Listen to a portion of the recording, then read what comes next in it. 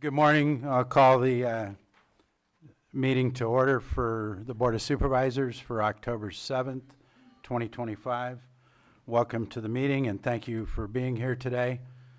We're going to start with a moment of silence for the staff of the Reach Air Medical Helicopter that crashed last night on Highway 50 in Sacramento, and have thoughts for the staff that were taken to the hospital from that incident.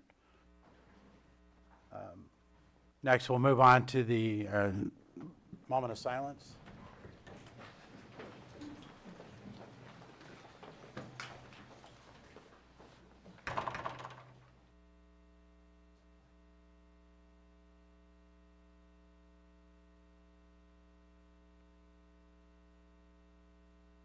Thank you. And Trevor, Mako, would you lead us in the Pledge of Allegiance, please? Pledge allegiance to the flag of the United States of America and to the republic for which it stands, one nation, under God, indivisible, with liberty and justice for all.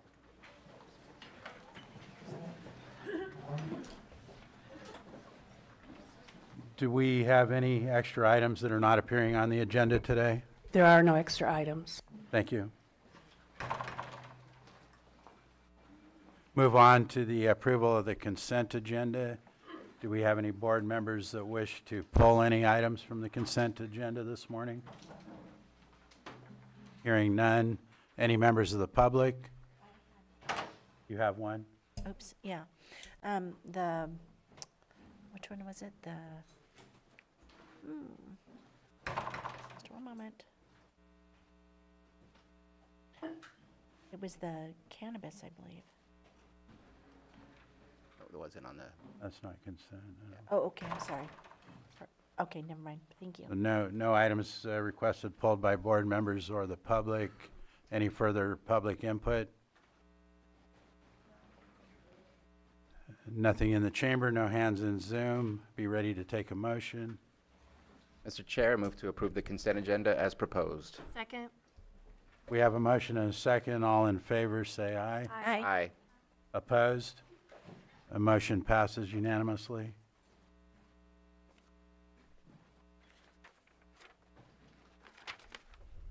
We'll move on to our timed items. And at this time, we can call for any public input. If we have anybody in the chamber, we'll start with that. If you have public input, come forward. Please state your name and you'll have 3 minutes to address the board. Seeing nothing in the chamber, are there any hands in Zoom? Sterling, if you can go ahead and unmute, and you'll have 3 minutes to address the board. Okay. Good morning, board. I see that you guys have the Sonoma Clean Power back on the agenda for 3 o'clock today. So Lake County is not like any other county in California. We sit directly above Clear Lake. Sterling? Field. Hello? Yes, that item's on the agenda, so I'm going to ask that you provide comment about it at the 3 o'clock timed item. Okay. Since I'm on here, can you guys look at your emails? I did send you a couple pieces of paper that I would like you to look at prior. Yes, we will check that, but 3 you'll o'clock. have to discuss the item at 3 o'clock. Okay, thank you. Thank you. Is there any further hands? Okay, we'll go ahead and close public comment and move on to our 903 item, which is Pet of the Week.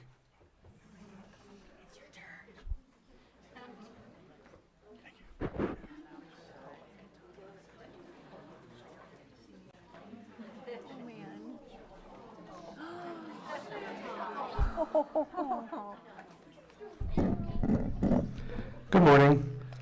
Officer Palaio with Lake County, with Lake County Animal Control. Today we have Nani. She is a 4-month-old Shepherd Border Collie mix.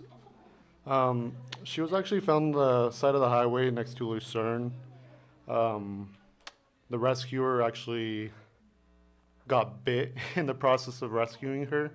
So she did start out her life, unfortunately, on a bike quarantine. But she is very friendly. She was just scared when the whole incident happened. She is ready to go to a forever home. She's very energetic, as you guys could tell. But yeah, she's 4 months old. She's ready to go home. Female, she'll be spayed before she goes home.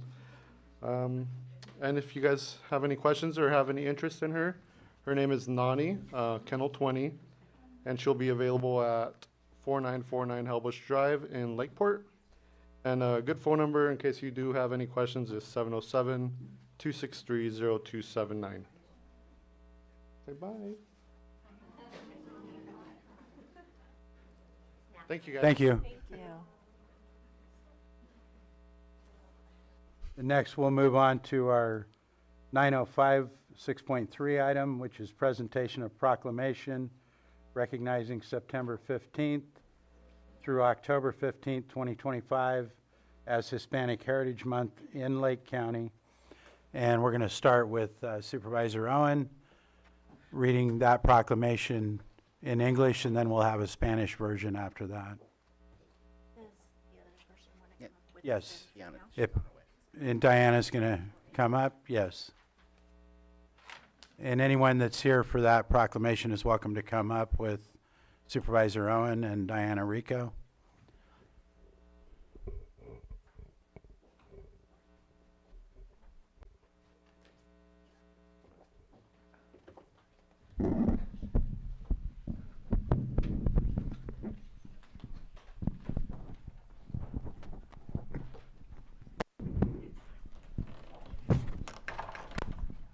Anybody else?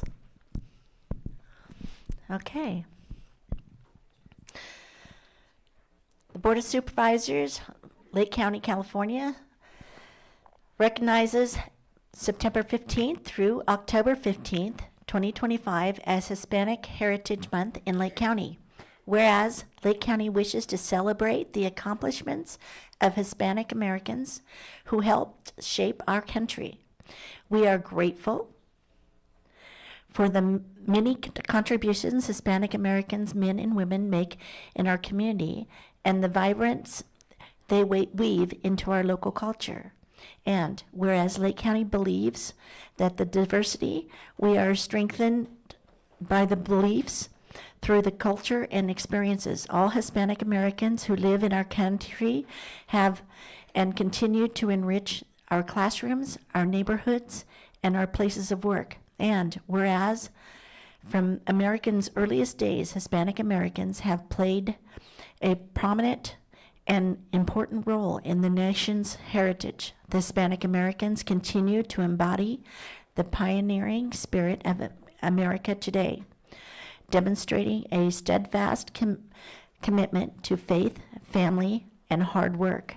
Hispanic Americans lift up our community and our economy as entrepreneurs, executives, and small business owners, and make contributions to the areas such as science, art, music, politics, academic, government, and sports. And whereas this month is a national celebration of the historic culture and contributions of Hispanic Americans that honor the enriched tapestry of history, Hispanic communities, and individuals across the United States and in Lake County. Now, therefore, be it resolved that the Lake County Board of Supervisors hereby proclaims September 15th through October 15th Hispanic Heritage Month in Lake County, passed and adopted this 7th day of October, 2025.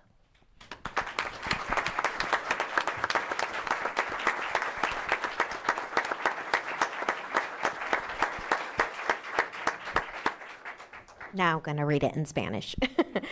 Reconociendo el mes de la herencia hispana en el condado de Lake, considerando que el condado de Lake desea celebrar los logros de los hispanoamericanos que han ayudado a formar nuestro condado.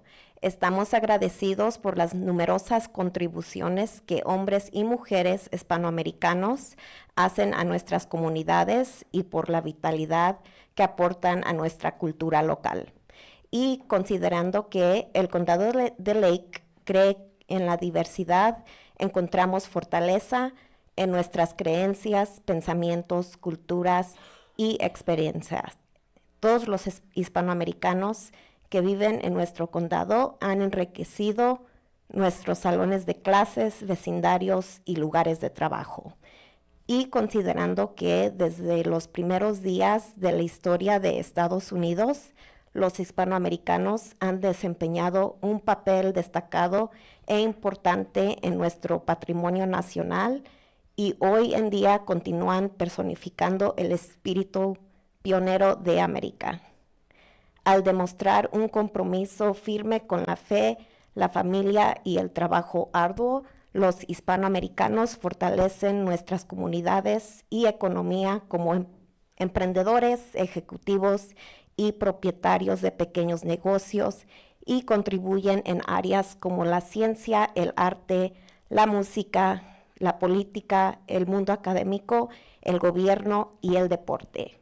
Y considerando que este mes es una celebración nacional de la historia, culturas y contribuciones de los hispanoamericanos que honra el rico mosaico de comunidades e individuos hispanos en Estados Unidos y en el condado de Lake.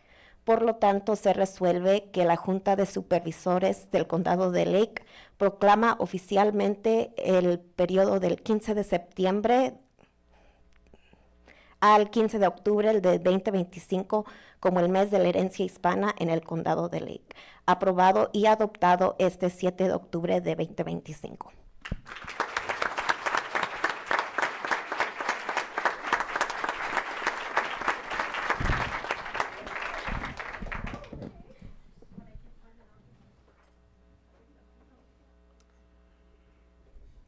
We're going to take comments first.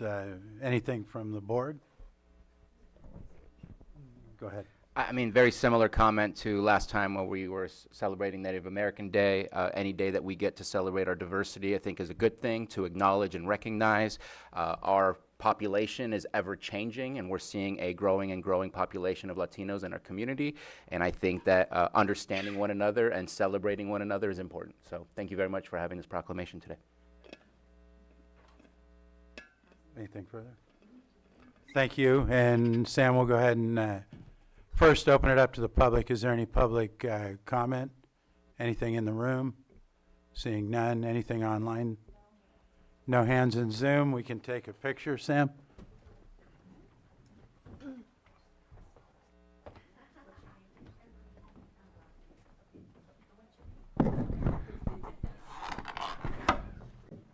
Oh, very nice.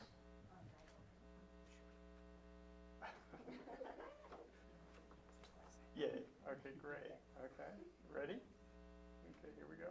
One more. Terrific. Thank you so much.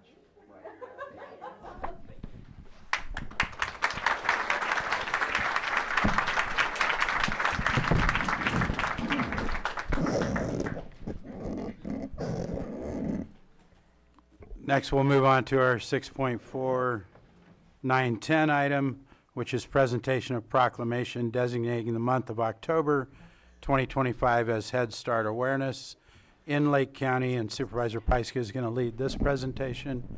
Anyone here for Head Start is welcome to come up. Head Supervisor Start, Pyska. NCO, E-Center. Anyone else who wants to come up for this proclamation? First five. Lake family and first five. Yep.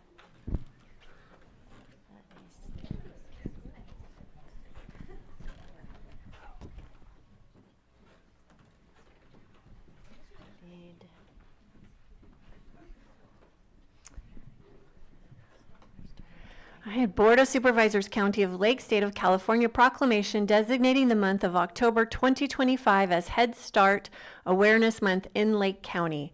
Whereas Head Start was part of the War on Poverty, launched in 1964. However, Head Start officially began in 1965 and is nationally, federally funded early childhood development program that serves children and families and whose purpose is to help children achieve their full potential. And whereas Head Start provides comprehensive health, nutritional, educational, social services, family and community development, and meaningful parent involvement. And whereas Head Start focuses on children's language development, early literacy, social skills, and providing their parents with the skills in becoming their child's first and best teacher. Whereas Head Start is committed to the development of each child and provides preventative and early intervention services to children and families regardless of their economic status. Now, therefore, be it proclaimed that the Lake County Board of Supervisors does hereby proclaim the month of October 2025 as Head Start Awareness Month. Be it further resolved, the Lake County Board of Supervisors recognizes that the needs of children and families in Lake County must become a top priority for the future decision makers by investing financial resources and talent in the support of health, mental health, educational disabilities, early childhood education, child abuse and neglect, and family trauma-sensitive care.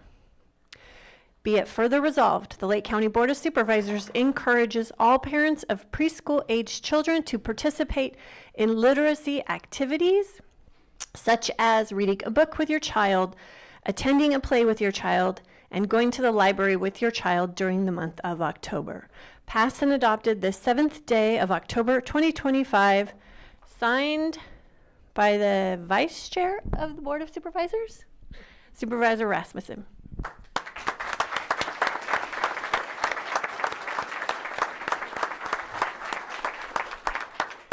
And we have quite a variety of Head Start programs in our county, championed by several agencies. We have NCO, North Coast Opportunities, which our board is a part of, and I sit on that board as well.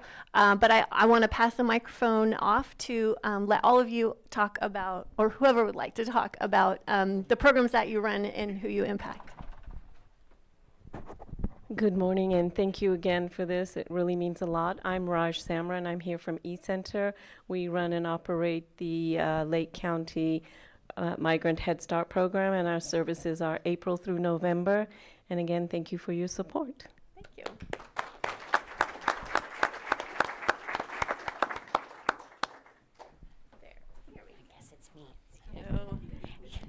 So on behalf of Lake Family Resource Center and our Early Head Start program, we are very similar to the other programs. We serve the babies from pregnant moms to 3 years old, and we're working on our new center. Some of you might know that, and we hope to have it reopened again in January. So anyway, thank you, and thank you to the board as well. Thank you.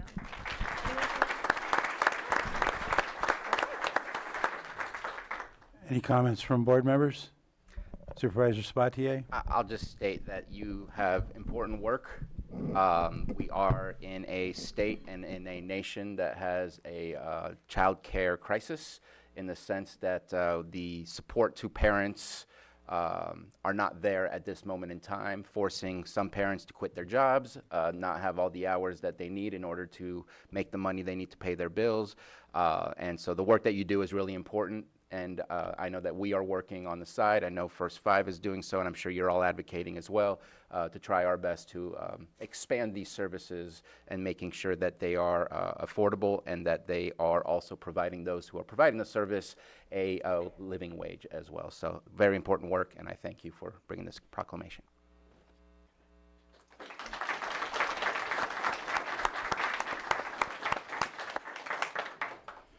And I appreciate the partnerships. As with many things that we have in Lake County, we have strong partnerships from multiple organizations and agencies, and that is appreciated. Joe, is there anyone in the room that would like to comment on this item? Seeing none. Johanna, any online? No. Oh, we have one here, Kim. Mayor Costa from the city of Lakeport, also a county employee with child welfare. I just wanted to, as a county employee, a manager for Child Protective Services, I just wanted to acknowledge the important work of this group of agencies. They are sort of the line of intervention between a struggling family and the full-on involvement of child welfare services. So the work that families who are willing are able to, when they're able to work with these agencies here, oftentimes their challenges can be met and their situations turned around such that that family does not have to experience further intrusive, what they might feel as intrusive interventions. So thank you so much. Your work is so important. We really rely on you, and we totally respect and appreciate what you do. Thank you. Thank you.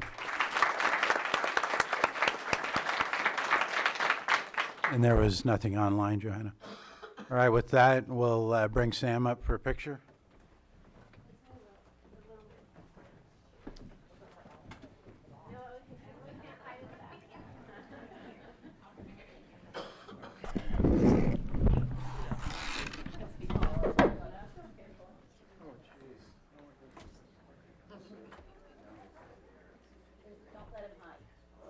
Really? Okay. I can't see, so are you? So let's just take one more just in case. Okay, let's see. I think that's everything. Okay, terrific, thank you.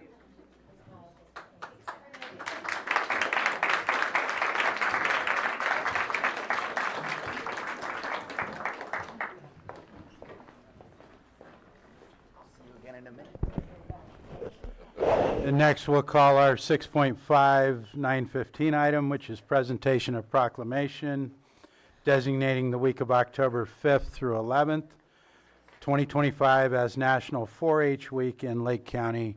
And again, Supervisor Pyska will lead this item. Anyone here for 4-H and with 4-H is welcome to come up with Supervisor Pyska.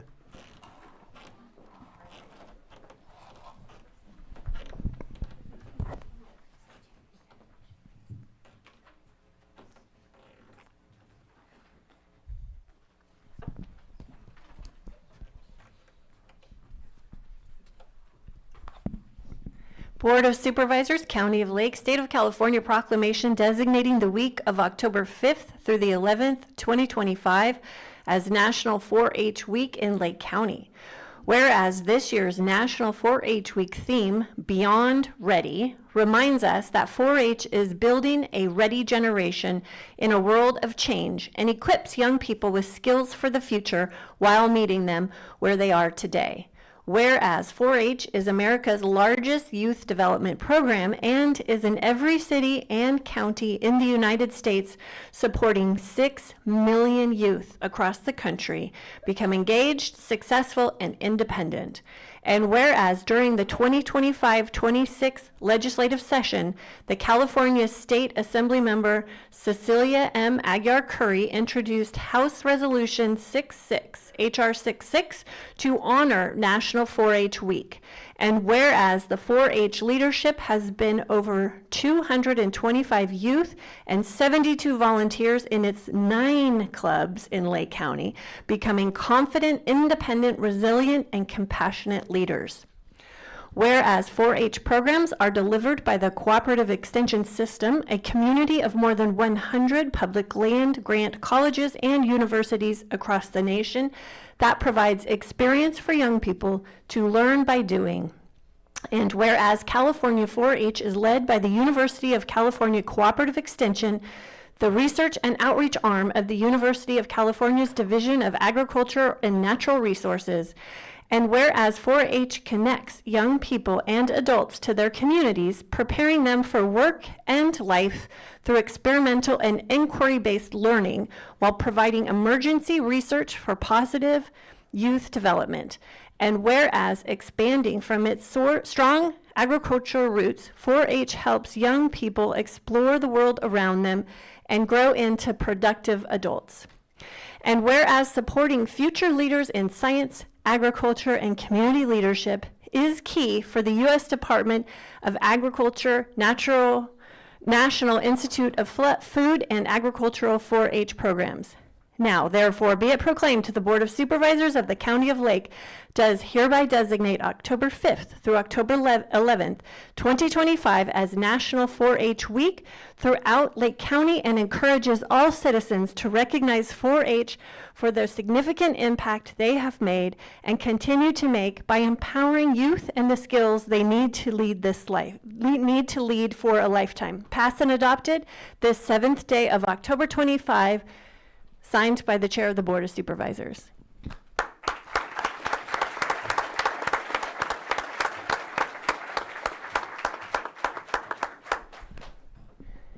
girls have been frequent visitors here, so I am going to let Jean speak for a moment, but I want you to introduce yourself, talk about how 4-H brings meaning to your life, the projects that you have been working on, and how many times you've been into our board chambers lately, because I am happy to see these girls growing up into with leadership skills and speaking skills, and for all of you to meet who's coming up pretty quickly. Here you go, Jean. Thank you. Hi, I'm Jean Goulart. I'm the Community Education Specialist for 4-H. Thank you for accepting our stickers today as the second day of our National 4-H. It's Give Out a Clover, so you all received a clover, and we'll be giving these to the board. So I also want to let you know that your Lake County 4-H reaches more than just clubs. We have enrichment courses that we bring to your public schools. Our public schools. We're bringing junior master gardeners to all the schools in Lake County that accept our offer to be there. We've just completed with Burns Valley. And also we have reached out with the probation department and have held an event for the probation children, youth of archery for the summer program. So we're more than just clubs, we're youth getting out there and growing up and becoming leaders. So thank you very much.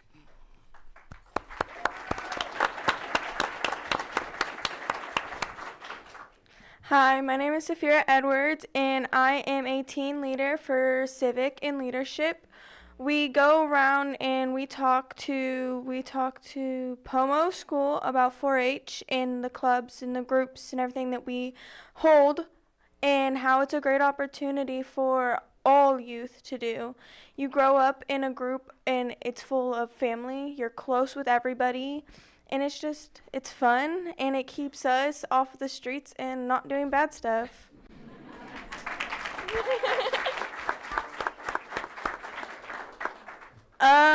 I've been here 3 or 4 times now. Yeah, and did you win an award this summer? I did. I had got my presentation awards because I went to state.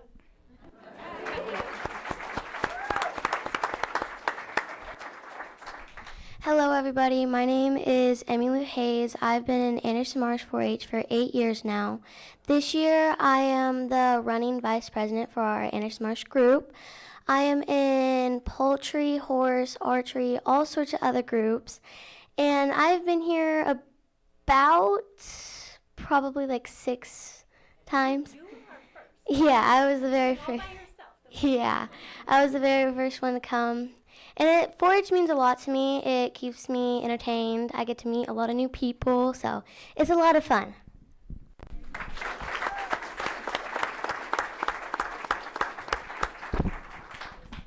Hey. Hello, my name is Marley Rudy. I have been in 4-H for about 2 years, if I recall. 4-H for us, technically, you would just meet new people, keeps you from doing bad things. You learn a lot of new stuff. And I guess it's just fun for a lot of people to do rather than just sit around and doing bad things. Which club are you in? I am in archery and camp. Very good.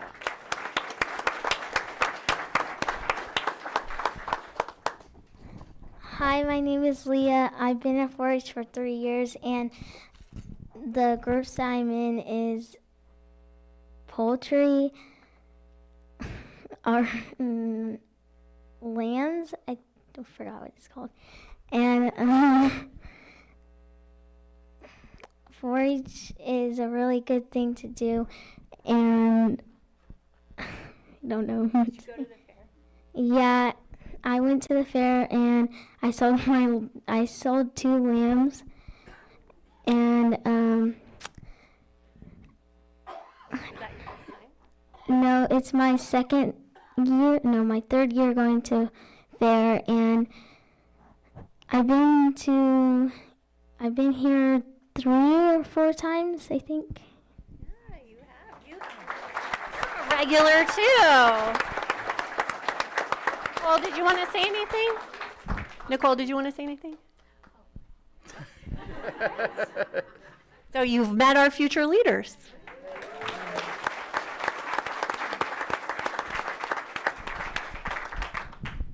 Any comments from board members? Yes, go ahead first. Okay. Well, I just, make sure it's on. I just can't say enough about the 4-H program. My kids were in it briefly because we had so many other sports too. But it is just an amazing program. The science, the responsibilities, the holding them accountable is huge. They have to take care of the animals. It's not an option. So just, it teaches them so much.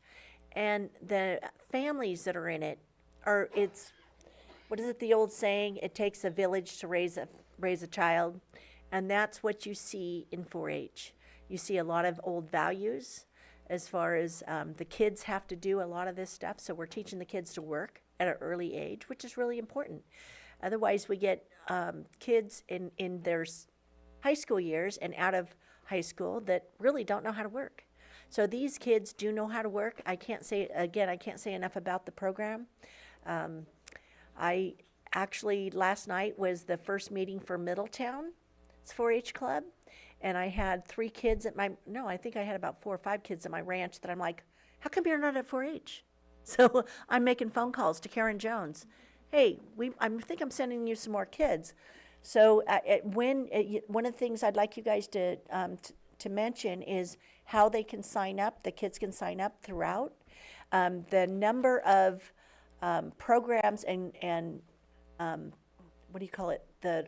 They can sign up for. Projects that they can sign up for is astonishing. They can sign up for rocketry. They can sign up for baking. So it's not just animals. There's so many, many things that they can learn about. And I know that a lot of the homeschool kids are using 4-H as part of their science curriculum, which is phenomenal. And the camaraderie and going to the fair for a week, those that want to go, I had a mother come back from that. It was her first year there this year that boards with me at my ranch, and she said, there is no tired like Fair Week tired. But she still had a smile on her face. So, thank you.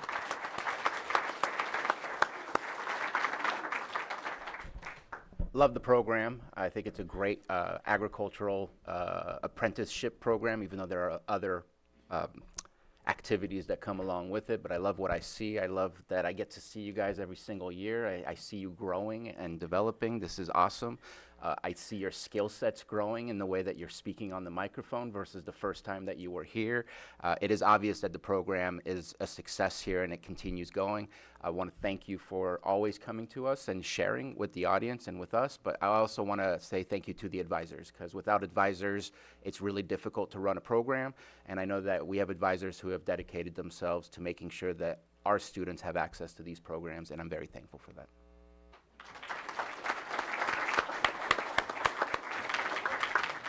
And thank you for your leadership with your peers and within our community, and it is a great program. With that, do we have any comments, any public comment in the room? Anything online? Thank you, Sam. We can do a picture. So if you're interested, you can call the 4-H office at 707-263-6838. You can talk with me or Jean or Nicole, and we'll help you get your children and your family involved in 4-H. Thank you.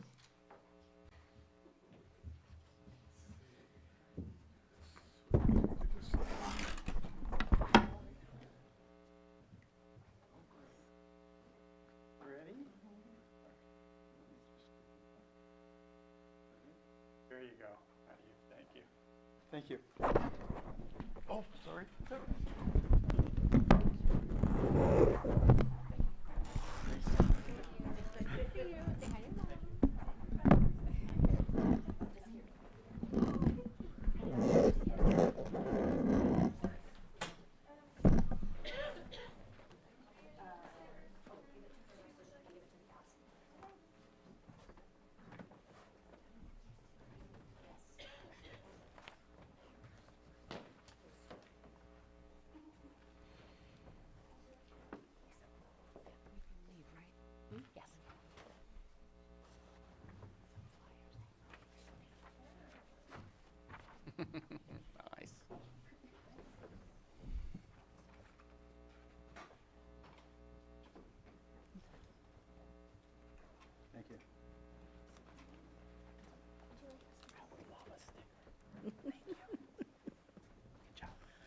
Okay, next we will move on to our 6.6, 920 item, which is presentation of proclamation designating the month of October 2025 as Pregnancy and Early Infant Loss Awareness Month in Lake County. And this will again be led by Supervisor Pyska. And anyone here for this is welcome to come up with Supervisor Pyska. Yeah, come on up. Otherwise, thank you, Samantha. Anyone else?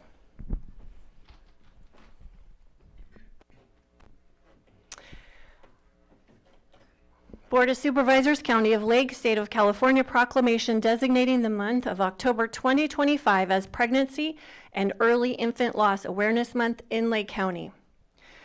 Whereas pregnancy and early infant loss is more common than we realize. It is estimated in the United States that 1 in 4 pregnancies ends in miscarriage, and 1 in 175 pregnancies ends in stillbirth, and 5 infants per 1,000 die before their first birthday. And whereas many Lake County parents and families have suffered a miscarriage, a stillbirth, or the death of an infant during pregnancy or during delivery or shortly after birth, and such a terrible loss is often not recognized. Whereas Lake County wishes to acknowledge the profound grief experienced by families who suffer the death of a small child, infant, or preterm baby.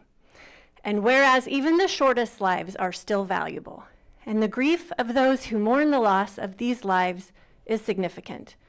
And whereas the 15th day of October is recognized in the United States and around the world as a day of remembrance and awareness of pregnancy and early infant loss, when Motherwise will host a free community event at 6 p.m. at that ranch in Lakeport for those who have experienced this profound loss. Whereas increased awareness of the causes and impacts surrounding pregnancy and infant loss may lead to greater understanding, support, and resources in communities across Lake County.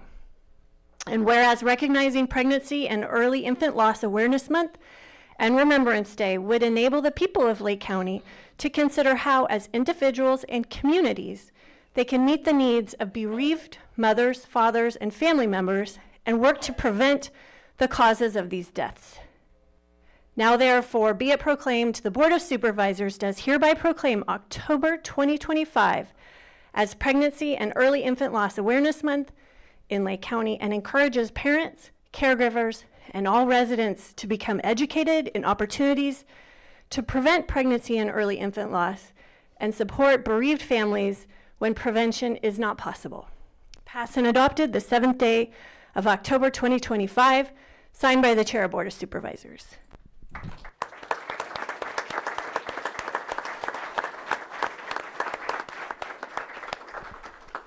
This is always a hard one for me, but it's really important. I started doing this the first year that I became a supervisor. My first daughter was stillborn. She died during delivery on her due date. And that was 17 years ago, my daughter Lila. And at that time, there was no community built around this. And this affects so many more people than we realize. And as I've gone through the years, I've met more and more people. I've seen it happen to more and more families. And thank goodness for Motherwise for providing these events where people can come together every October and share this really beautiful event. And I think we have a picture. It's called the Wave of Light. And the Wave of Light happens on October 15th every year. And with each time zone, people light candles. So there's a wave of light that goes around the entire planet on October 15th. So I'm going to pass the microphone off to Motherwise to talk a little bit more about the event. Thank you, Supervisor Pyska. I think you've really described it well. It is a beautiful event. It's over at that ranch. It's in the back. They lent us the place. It's a lovely natural setting, and it's well worth anybody who wants to support someone who has lost a child, as Supervisor Pyska and I have done. 49 years ago, I lost my second daughter, Alexis. She lived for 3 days. She lived in a hospital. She never left the hospital. She never saw have the sun shine on her face, any of those natural wonders that you and I take for granted on a daily basis. It's because of that pain that I carry today. 49 years later, I still have that pain or that loss, and I'm sure Supervisor Pyska has that same pain. So it's something that we endure. It's something that we carry forward with us. Her loss and her name are the primary factors that motivated me to start and found the Motherwise program, I think about 15 years ago here in the county with the support of First Five. So thank you, and thank you to the board for supporting this resolution. It means a lot to me personally, and I know it means a lot to a lot of people here in the county.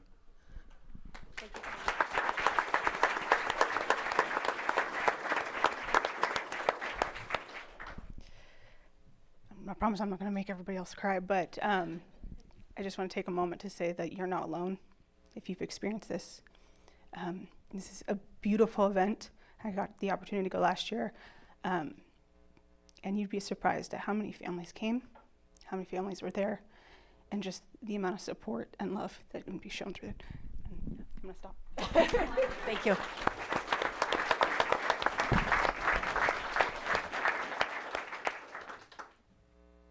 Any comments from board members? And thank you for bringing this and bringing the awareness to our county and the work that's being done around it. Do we have anyone in the room who would like to comment? Anyone online? No hands. With that, Sam, we can do a picture.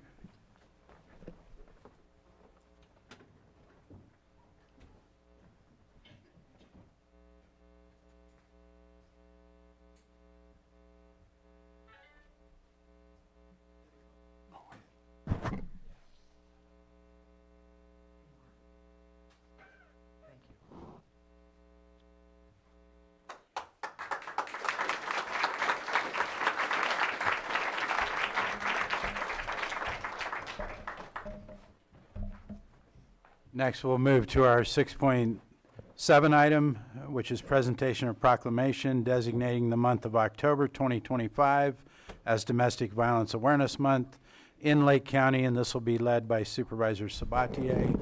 Anyone here for this proclamation, please come up and join Supervisor Sabatier. Told you you'd come back up.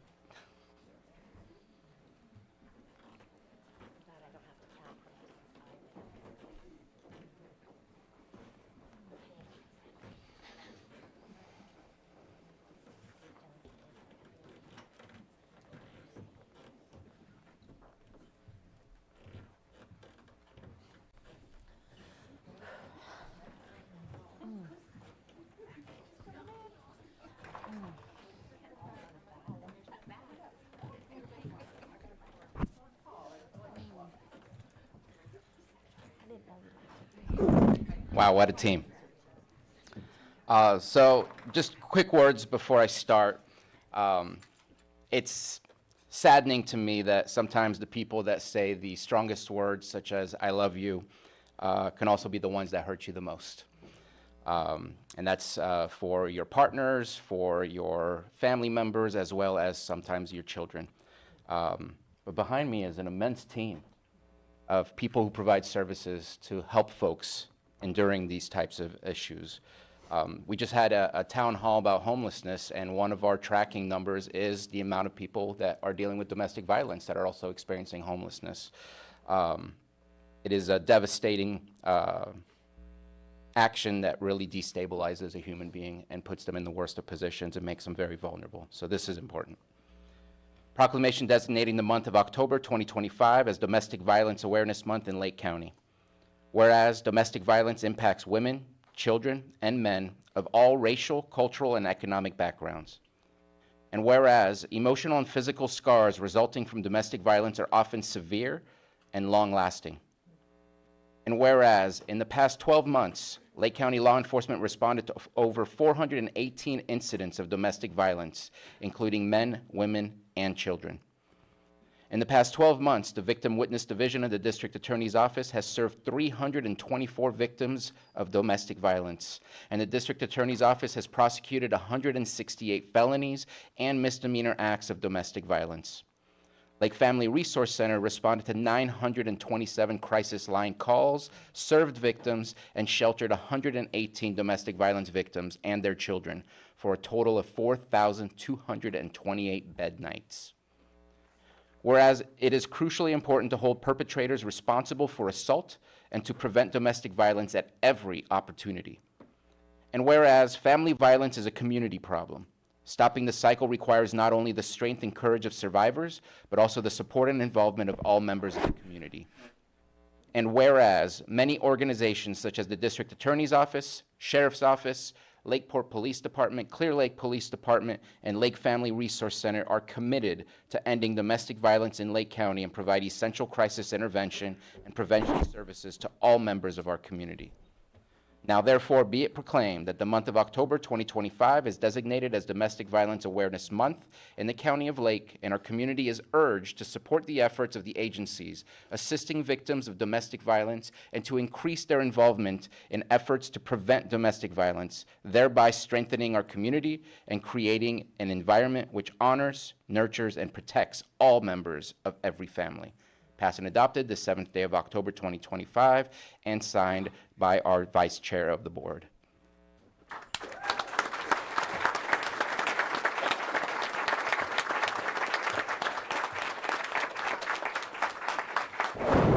Thank you. Good morning. My name is Kayla Vogus. I'm the Domestic Violence Program Coordinator for Lake Family Resource Center. And I just wanted to share that this year's campaign theme is With Survivors Always. This theme allows us to explore what it means to be in partnership with survivors towards safety, support, and solidarity. It is both a love letter and a call to action for those committed to advocating for survivors' needs and rights. Survivors deserve safety, survivors deserve support, and survivors deserve solidarity. Thank you to the board for proclaiming October's Domestic Violence Awareness Month. Thank you to the community and our partners for your continued support of Lake FRC, and thank you to our wonderful advocates for working hard every day and helping survivors.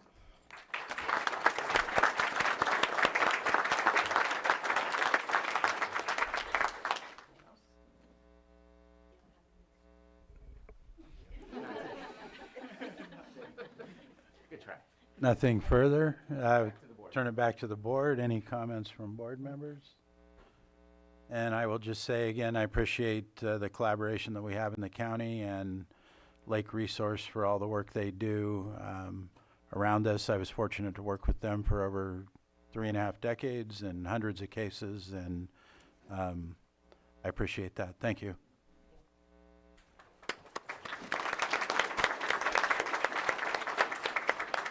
Do we have any members of the public that wish to comment on this item? And we have nothing in the room. We have one online. Sterling, go ahead and unmute, and you can address us. I want to say thank you. This one touches home close to me. I grew up in domestic violence and child abuse in the 90s. So I appreciate that you guys are bringing this forth and recognizing it and helping out the community now. Something that would have been great, you know, in the past. But now that we're doing it, I want to say I appreciate it and it hits home. Thank you. Thank you. With that, Sam, we're ready for a picture.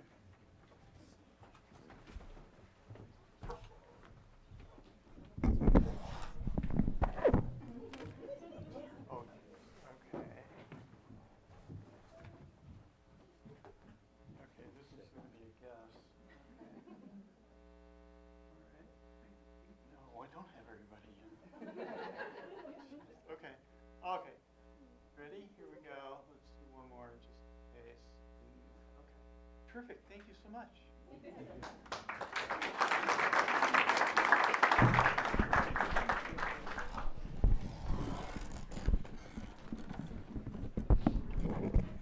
We're going to take a quick 5-minute break.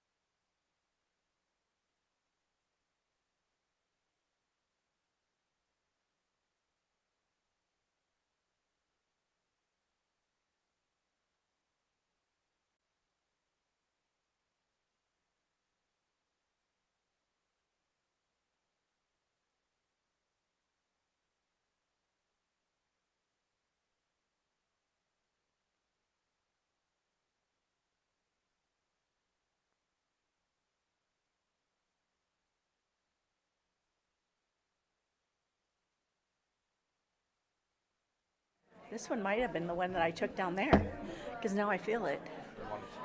No, it's We're going to move on to our 6.8 item, That's okay, but this is the one. which is consideration of presentation of semi-annual employee service awards for the County of Lake, and I'll turn this over to our HR Director, Pam Samick, to lead this item.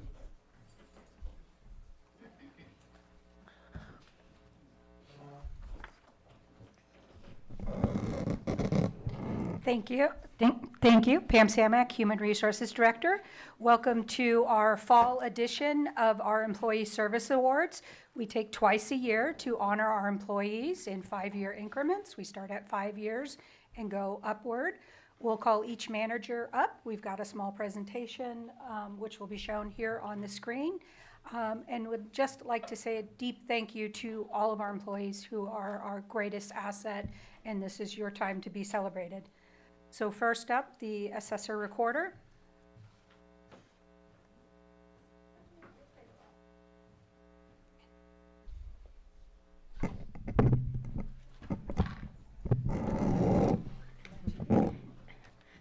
Good morning, everyone. Good morning, the board. I'm Landa Janakis, Chief Deputy Assessor Recorder Evaluation. Our assessor, Richard Ford, is currently out of town attending work-related conference, and he asked me to speak on his behalf to recognize Eric Olson and Christina Jeffries for their 10 years of dedicated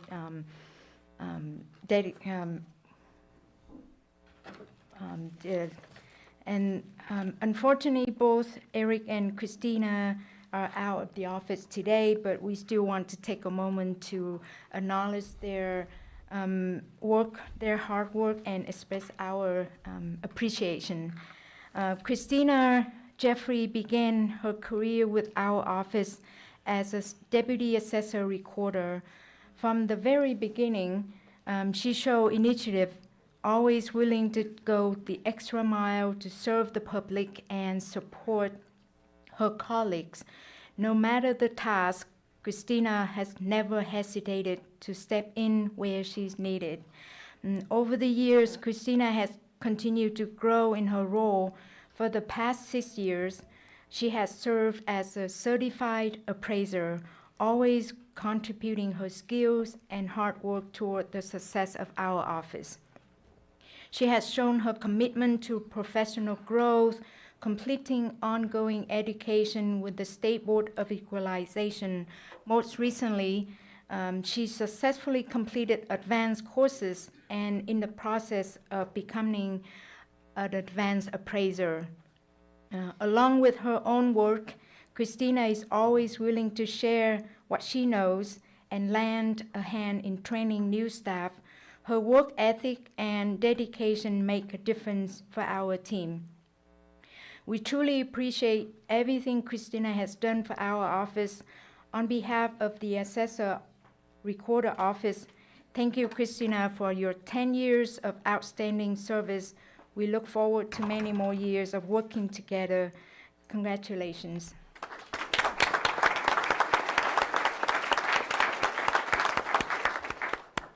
Eric Olson begins his career with the Assessor Recorder Office as a Deputy Assessor Recorder, and through his hard work and dedication, advanced to become a Supervisor Deputy Assessor Recorder. In his role, he has done a great job in supporting, hiring, and training new staff members. One of the things we really appreciate about Eric is his willingness to step in whenever he's needed.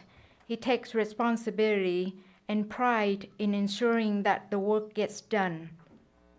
In addition, Eric is certified appraiser who continues his professional development through ongoing education.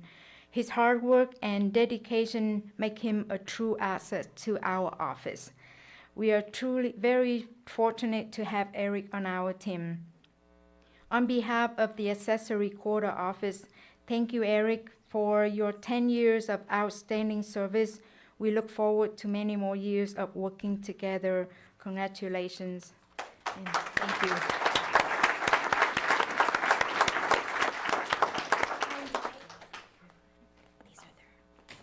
Thank you. The next we'll be honoring Elizabeth Martinez, who couldn't be here today, for 25 years. Congratulations.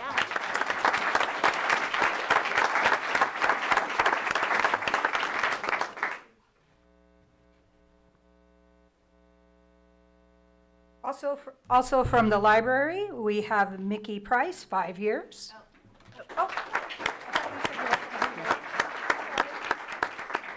Thank you so much. I'm Christopher Veach, County Librarian, and yeah, we're honoring Mickey Price today, who's our library technician at the Redbud Library.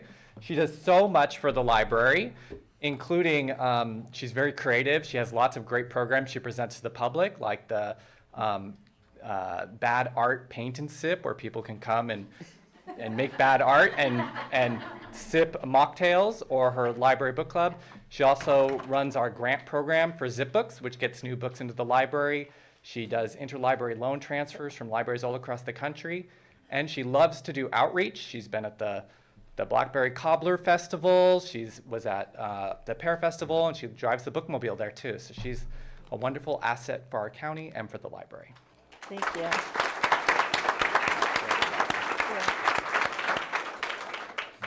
Bad art, I like that. Next, we have IT.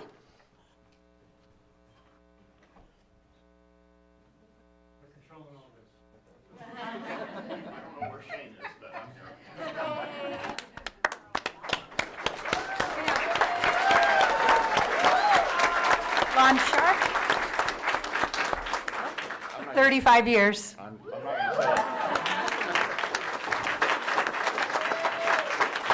Thank you. Congratulations. Thank you. Thanks, Lon. Child Support Thank you. Services.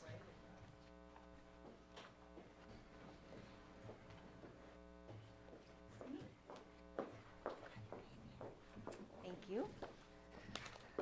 I am the Director of Child Support Services, Tammy Widener.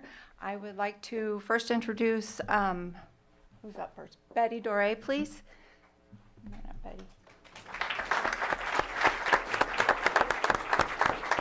Betty Dore's been with my department for 10 years, and she's truly a great asset. Thank you. 10 years service. Thank you. Thank you. Stay. Thank you. Tracy Garcia, please. Tracy Garcia is my deputy director. She's been with my department for 15 years. Truly a great asset. Thank you so much for your service. Thank you. Thank you. Thank you. Next up, we have Maria.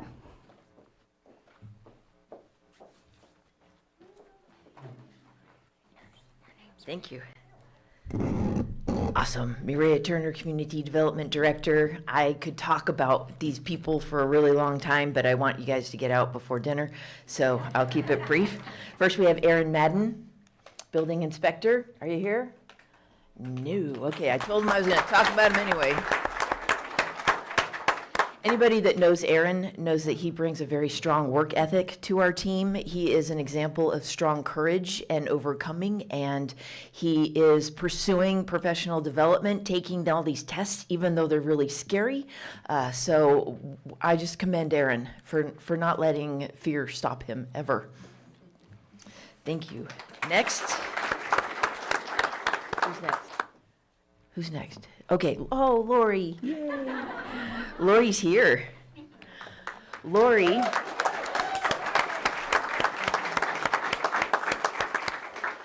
Lori brings beauty to our team in the art that she shares with us and in her character every day. So it's an honor to have her as part of our team.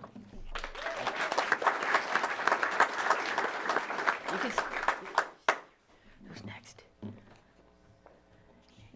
Ryan. Yay. Ryan MacArthur exemplifies courage and strength and dedication in our team. He also has an extra flavor of compassion. He underwent damage to his house from a wildfire event, and he now shows us how to persevere and to recover. Public recognition is totally not his thing, so he warned me ahead that he wasn't coming. But I told him I was going to talk about him anyway. And then we have one last one. Did we have a slide for Todd? Todd Elliott. Okay, you know those Facebook memes where all the students are diligently watching the teacher, but then you got one who's like this? That's Todd. Todd brings the zany streak to our team, and as he sort of transitions into retirement, we're really going to miss him. So thank you very much.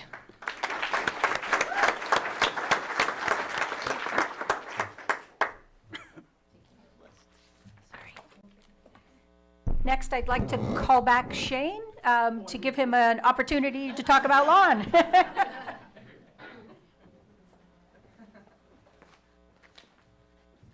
Sorry. Well, he's been here for 35 years, so this will take a little longer than normal. Lon started out in 1989, and he started out as an extra help employee, actually an intern, and then he moved on to extra help, and he became a full-time planning tech in 1990 in the Community Development Department. At that time, there wasn't much GIS to speak of, and he was doing a lot of hand-drawn maps, if you can believe that. In 2003, Lon became a member of the IT department, moved over to IT doing GIS design work full-time. And since then, Lon has been responsible for maintaining the county's electronic mapping systems, and those systems are utilized by thousands of people every year, providing information on parcels, parks, trails, agriculture, and even fire impacts, and just to name a few things. It's hard to overstate the sheer volume of information that Lon has compiled and maintained over the years.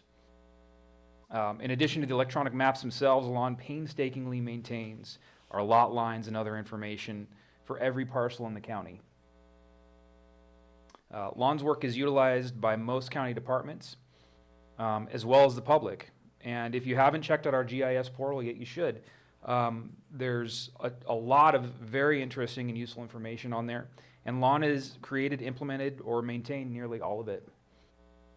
I really appreciate Lon's steadfast commitment to quality work. I think we should all be grateful for employees like Lon who have both a tremendous skill set, but also the willingness to commit to our community for the long haul. So, thank you, Lon. Thank you.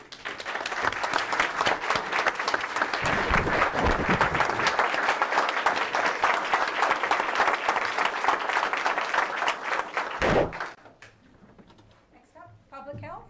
Anthony? All right, who we got first? All right, Lauren. Good morning, Anthony Artin, Health Services Director. First off is Lauren Hyatt. It's a joy to recognize Lauren Hyatt for her work as Lake County's Oral Health Program Coordinator.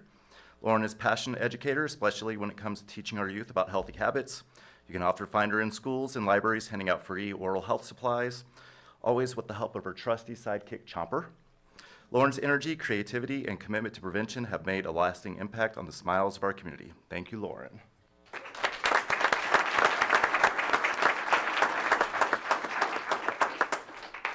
There you go.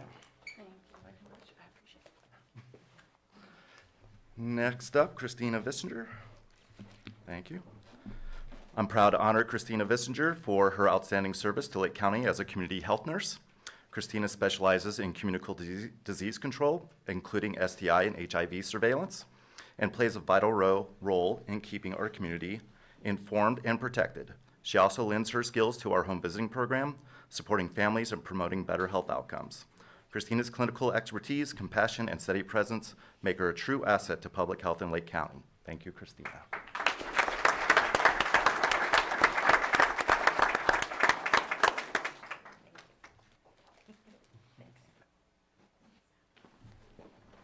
Oh, and Christina. Okay, cool. Last but not least, and unfortunately she couldn't be here this morning, is Christine Gearhart. She's an environmental health inspector. Christine serves with a specialty in the CUPA program, performing essential inspections around the county at landfills and fuel sites to protect human health and the environment. Christine's attention to detail, professionalism, and consistency help protect both the public and the environment, and we're incredibly fortunate to have her as part of our team.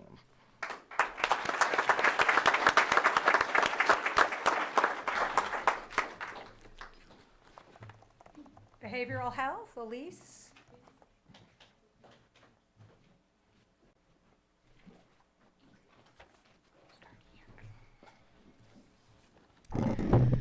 I have to do that, sorry. All right. Geraldine Fagalde has been our staff services analyst for, well, she's been with the county for 5 years. She's, I think, the majority of it with our department. She did have a brief stint in HR, which has served us very well, actually, because that is her main focus in our department. She is the kind of employee that rarely needs supervision.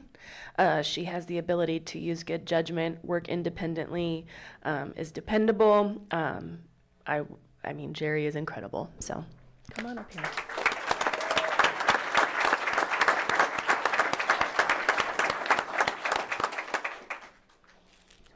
I don't know.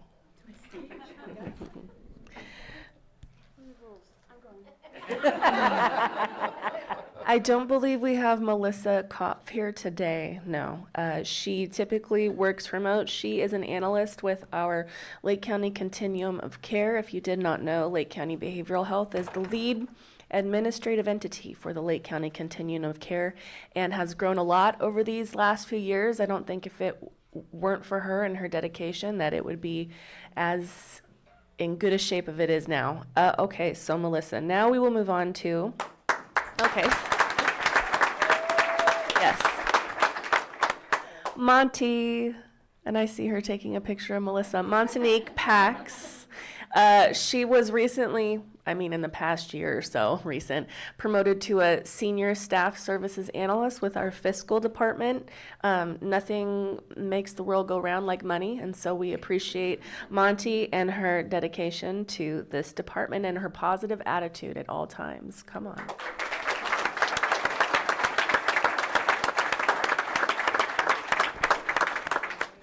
Baby. Yes, you did it.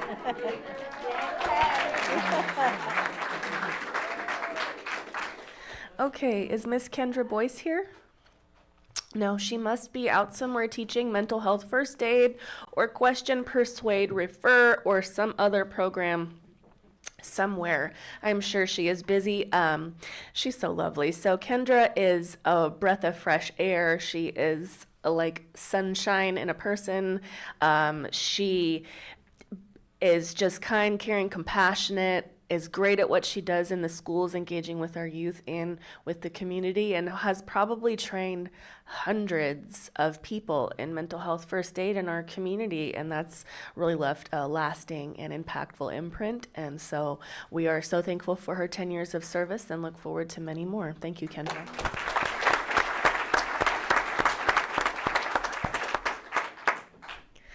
All right. Next we have Miss Amber Luch.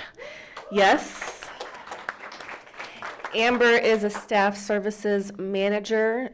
She started as an analyst with our department. She had previously been with social services and we stole her, which is how it goes. And she is with our fiscal team. She leads that team. It has been some of the most difficult work of my career to do that in partnership with her. She is someone who shows up every day, no matter how hard the day before was, and tries to put her best foot forward. She's brilliant. She does a really mean Excel spreadsheet.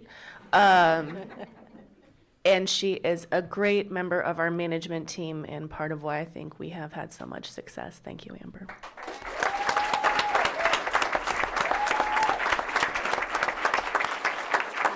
You get this. This is really fun. Yeah, I realized he's taking pictures over there just now. Oh my goodness. Bonnie O'Donnell is a behavioral health clinical specialist. Bonnie has been with the department for 10 years.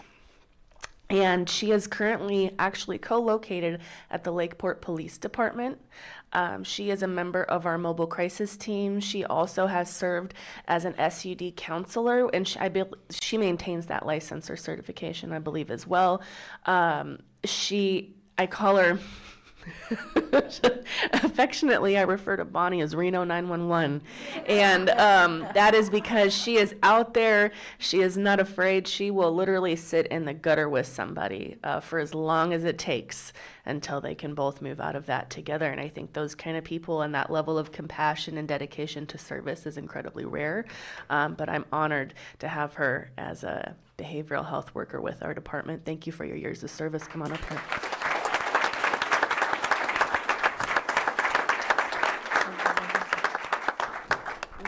See?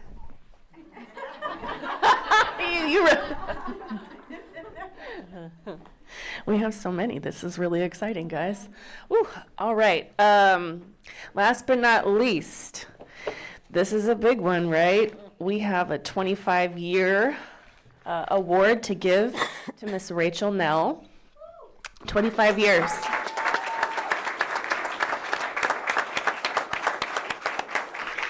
What a lovely picture. And what's even more remarkable is that Rachel has spent her entire career at our department. Right? Is that, no, how, okay, I lied. How long? 2 years. Okay, so we got 23 years with her. I think she's probably held just about nearly all types of positions in behavioral health. Obviously, the majority of her career has been spent working directly with people in communities. She's presently doing a lot of work around housing. She is supporting the residents, I think, in Palace and Place as well as elsewhere in the community. She has done our access team. She's done every team, all the teams. Have you been in the schools? Yes, of course. So everywhere, every job in our department she can do. And that's incredibly rare in our field. Social workers don't tend to last this long. It's a hard job. And Rachel is the type of individual, though, that can take things in stride and learn to see the long game with people and take pride in success. She's an excellent team member, team player, and she is just the easiest person to get along with and work with. So thank you, Rachel.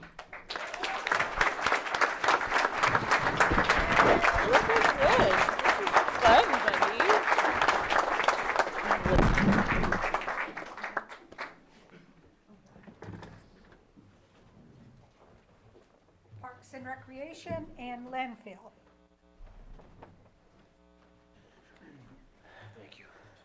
Okay, there are 3 parks maintenance workers that I'm going to be kind of lumping together, which is not really necessary to do, but they'd both rather be in the parks. And who wouldn't on a beautiful fall day? But I think it's important to note that they're also out there when it's 110. They're also out there when it's windy and rainy. So I really appreciate what they do. We have Joseph Joey Mitchell. We have Keith Knoll. We also have Francisco, but Javier Hav Batres. 5, 5, and 20, but a unique thing about all of them is that they didn't just come on as permanent workers. They 2 of them started as extra help. One started as an OJT when that program was around, and so that's a common theme. Certainly in my department, we have a lot of seasonal work, but it really does go to show that there's a place to start, certainly, and you work your way up. I heard it earlier. I don't remember who it was, but maybe it was Lon. But 35 years as OJ, maybe it was intern, right? So that's miraculous. 35 years. I stood up, but I really appreciate that. But for Javier and Keith and Joey, just really appreciate their work. And I asked them to come here. They took a pass. So, but I do appreciate them. So thank you.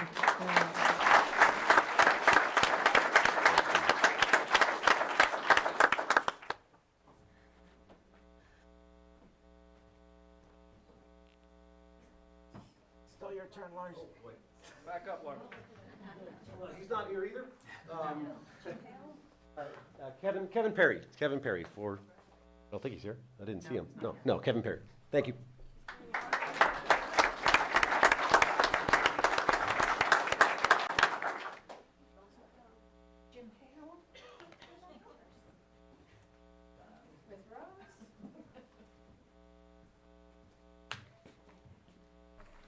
Good morning. Jim Hale, Lake County Public Works Superintendent.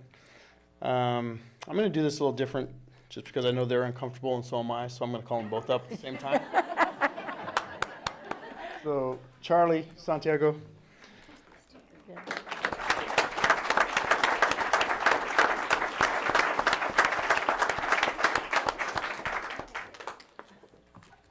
you go, Charlie.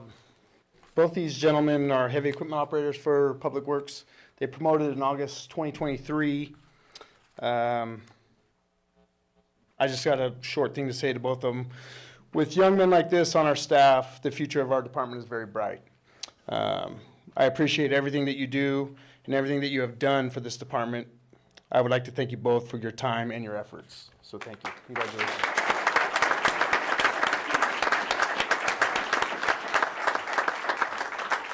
Special districts?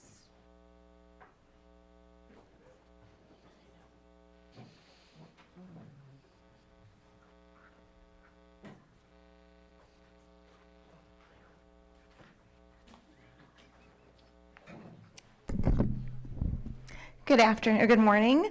I'm Robin Bore, the Special District Administrator, and I actually have 3 field staff, one that doesn't like public recognition so much. He asked to be removed from the list. But all of them are all out in the field. Ignacio Gutierrez is our new superintendent for Area 3, or Area 1 in Southeast, and he's celebrating 5 years. And Vincent Myrick is 10 years, and he's our EMT in Southeast as well, and he's in crane training.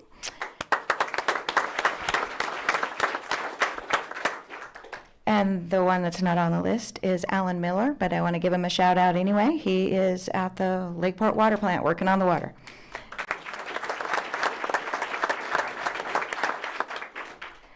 And Nicole Schlick is here. And she's celebrating 5 years.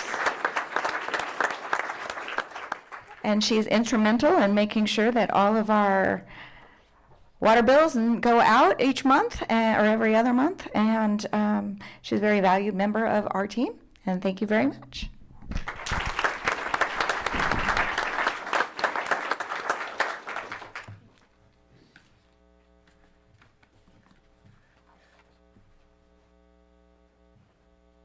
Victim witness, Susan Cronus.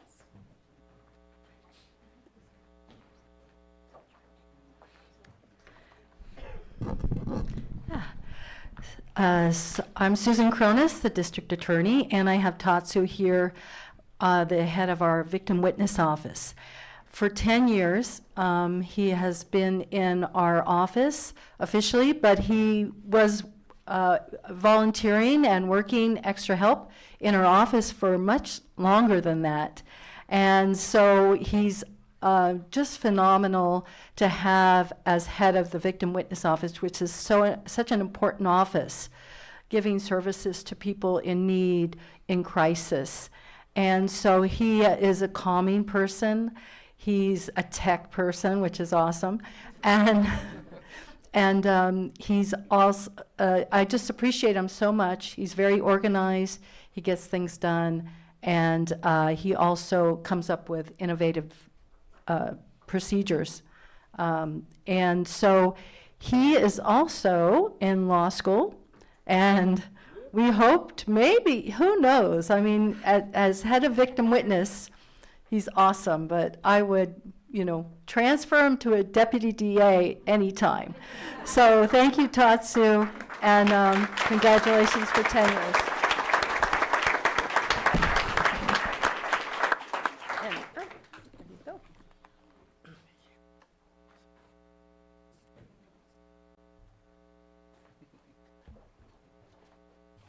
Probation, Wendy Monofrance.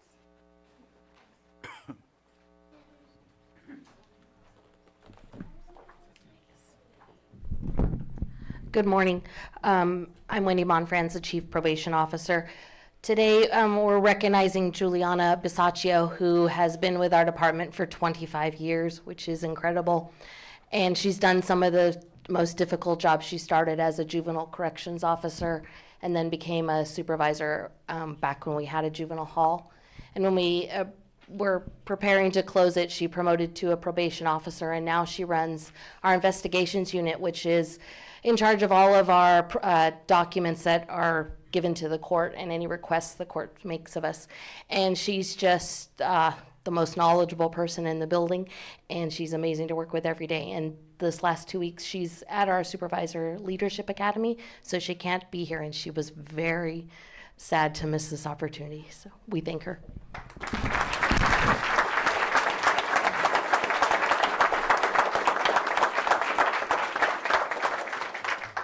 Next, we have Sheriff Bingham.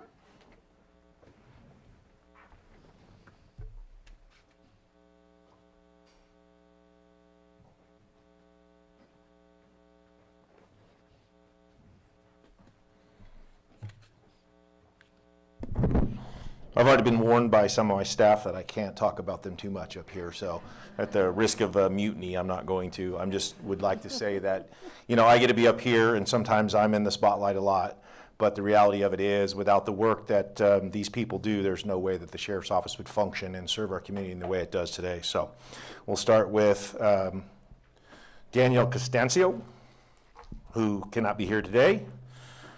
He's one of our correctional officers.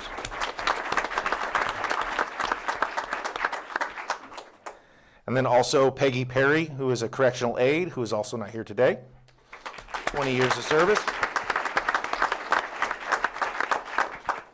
And then our correctional lieutenant, who runs our operations and the facility, is Lieutenant Chad Holland, with 20 years of service.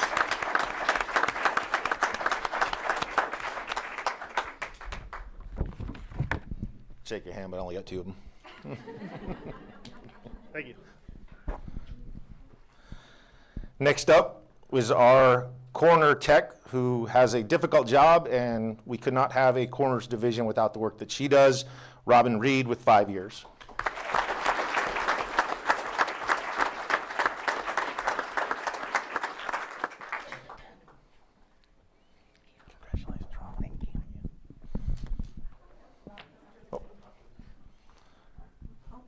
And our staff services analyst in our finance, Deborah Wara with 5 years.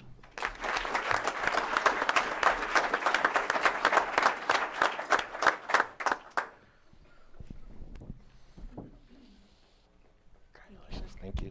Don't drop that. Next is Sergeant Carla Hockett, who's not here today, but she runs our recruitment and retention division and oversees our records and civil division with 25 years with the Sheriff's Office.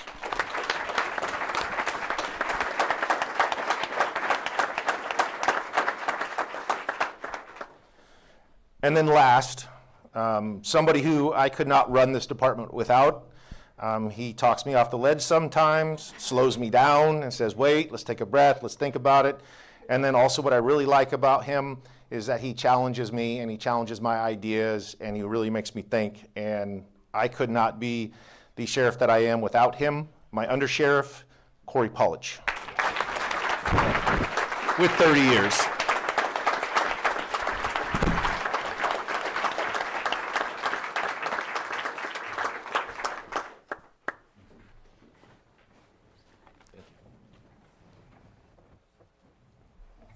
Social Services, Rachel.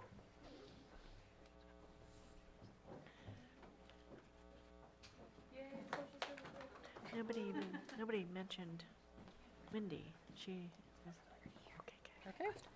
All right, got it. Good morning, Rachel Duman Parsons, Lake County Social Services Director, and I have 24 people to acknowledge. So in the interest of time, I am going to say thank you, and we will give the more detailed acknowledgements of your accomplishments and awesomeness at our next all-staff meeting.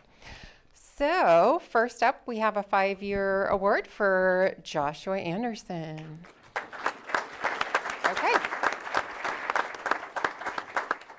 Next, we have Susan Buse.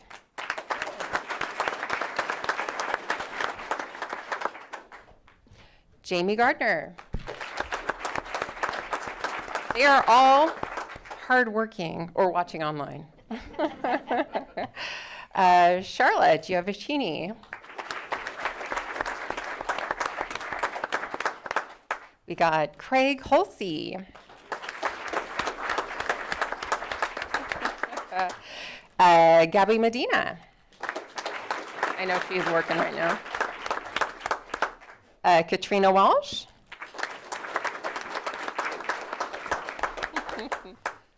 Tyler Warren.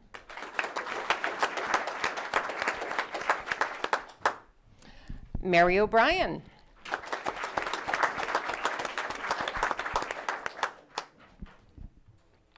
Jessica Anglin, are you here? Okay. We're on to our tenure awards now. So Jessica's our tenure. Joanne Fortino.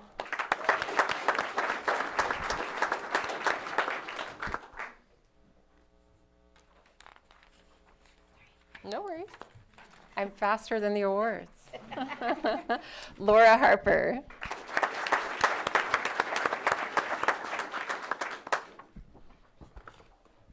I'm going to have my deputies help me carry these. Carl Jasper.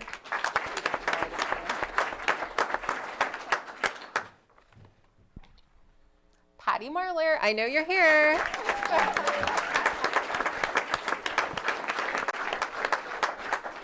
I will briefly say it's been awesome to work with you for so long.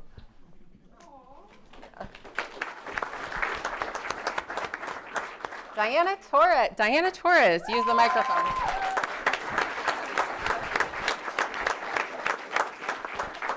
Congratulations, Diana, in many ways. Okay.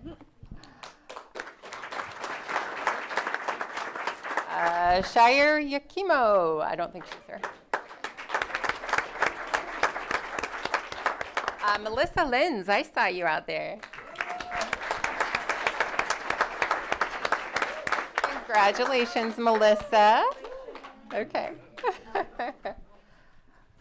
Teresa Wold, 15 years. We're on to 15 years now.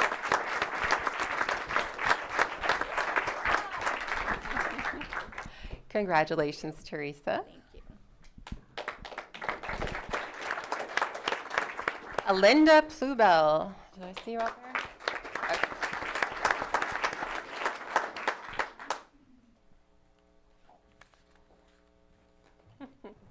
All right, we're now on to 20 years. Mary Brown.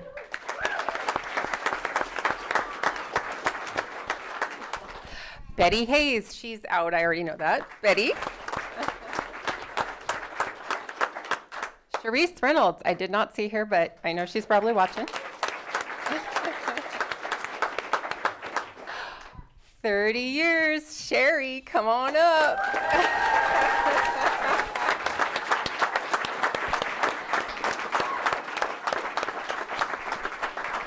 I think your deputy director has something for you. Did you want to say anything? Okay. I just think Sherry's amazing, and 30 years is unthinkable nowadays, so I just wanted to say thank you. She deserves so many kudos. We'll give you the big kudos at all staff. And Diana Dixon, our final 30-year recipient, she is hard at work. She doesn't like the spotlight, so congratulations to her. And that's it, right? Okay.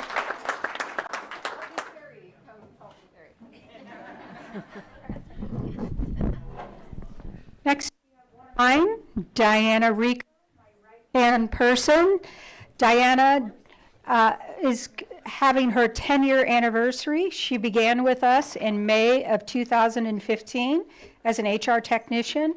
Through her hard work and dedication and exceptional leadership, she has steadily risen through the ranks, and in March 22, she was promoted to Deputy Director, a role that she has truly thrived in. Over the past decade, she has become an indispensable member of the HR team. Her professionalism, insight, and unwavering commitment to excellence and sense of humor has had a lasting impact on our organization, and the county is truly fortunate to have her in our service. Congratulations, Diana. Thank you for your outstanding services.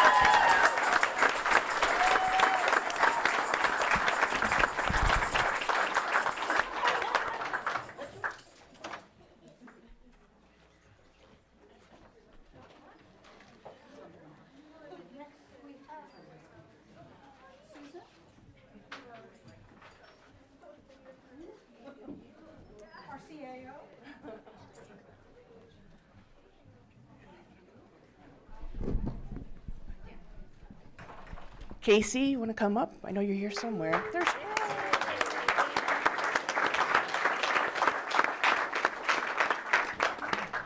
Don't leave quite yet. I know you want to run out the door. For those who know Casey, you know she loves numbers. She's odd like that. But also, she loves to bake and she loves plants. So I just want to give you some insight as to the person that she is, in addition to a good accountant. Thank you.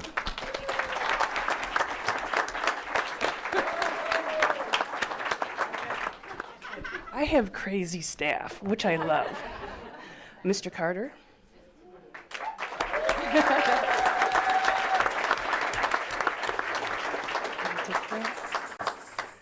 He also loves numbers.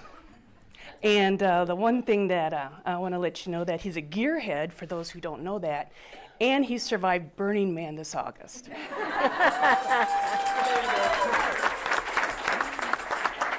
I did say they were crazy. With lingering effects.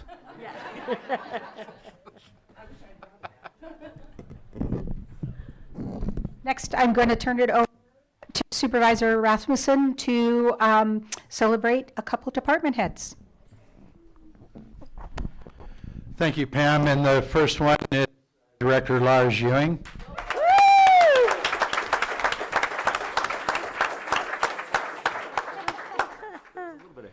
And Director Ewing began his journey with us in 2010, joining Lake County as the Assistant Public Works Director. From the beginning, his expertise, vision, and commitment to public service made a lasting impact on the department and the community we serve. In 2016, Director Lars Ewing was promoted to our Public Services Director, a role in which he has continued to lead with excellence, guiding key initiatives and vital community programs that benefit residents across our county. Over the years, Director Ewing has exemplified the highest standards of public service, bringing innovation, integrity, and collaboration to every challenge and opportunity. We extend our deepest gratitude to Director Lars Ewing for his continued dedication and congratulate him on a remarkable career to this point with our county. Thank you, Lars.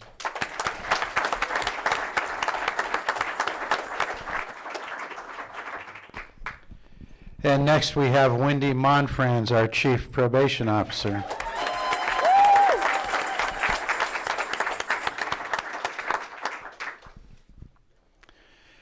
Chief Monfrans has 15 years of distinguished services with Lake County.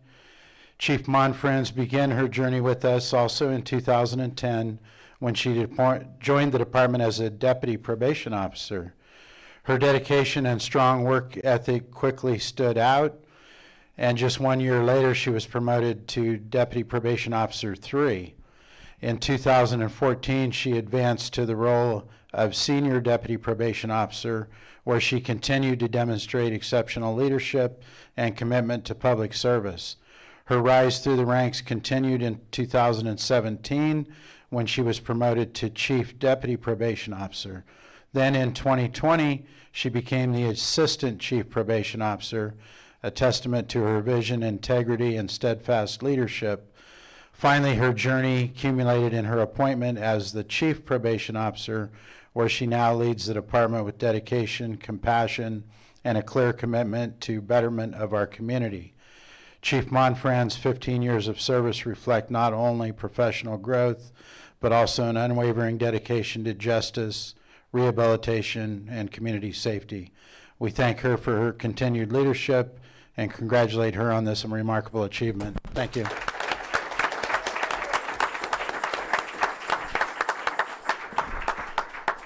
Turn it back over to Pam. Sure. Actually, I'm going to turn it back to the board if you have any comments. Go ahead, Supervisor Pyska.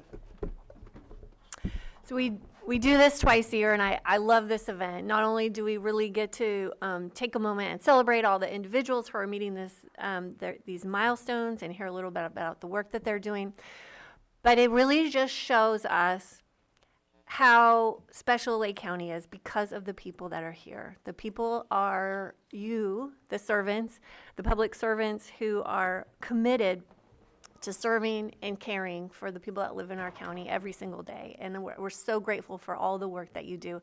So it's wonderful to celebrate you. It's wonderful to see you here today, and those that couldn't make it because you're out in the field, we get it. But big thank you. And it really is one of my favorite days of the year.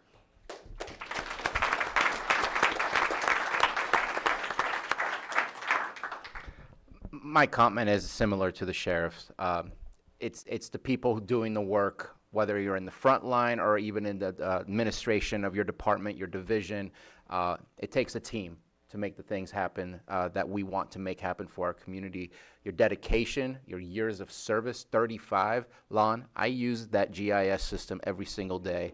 I think of you every single day because I'm thankful that it works and it does exactly what I need, and that speaks to the rest of you as well. There is an impact that is being made, whether we're looking things up and finding information or we're seeing that happening in our community itself. Thank you for all the work that you do. Thank you for everything.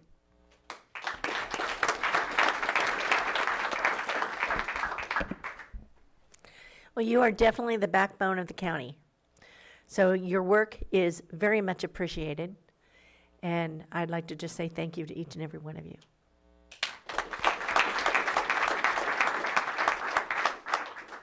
And similar to my colleagues, I appreciate the commitment of our county employees. We would not be a county or be able to provide any public service without the people that work for us. And I appreciate their dedication to the county. They're choosing to work for us. In particular, those very long-term folks. That's a huge commitment, and I'm happy that we were able to celebrate that today. Thank you.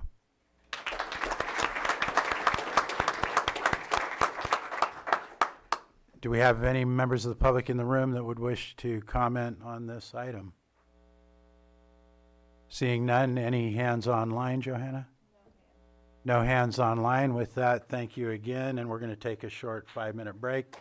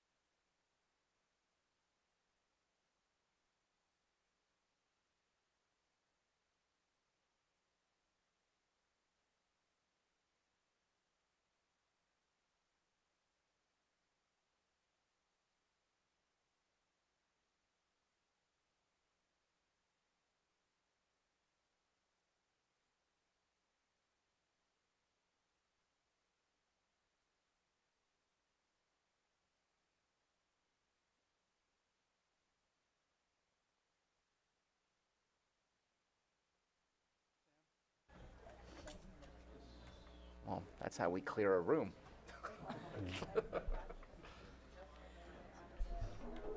Oh, you did? Oh, that's awesome. Okay.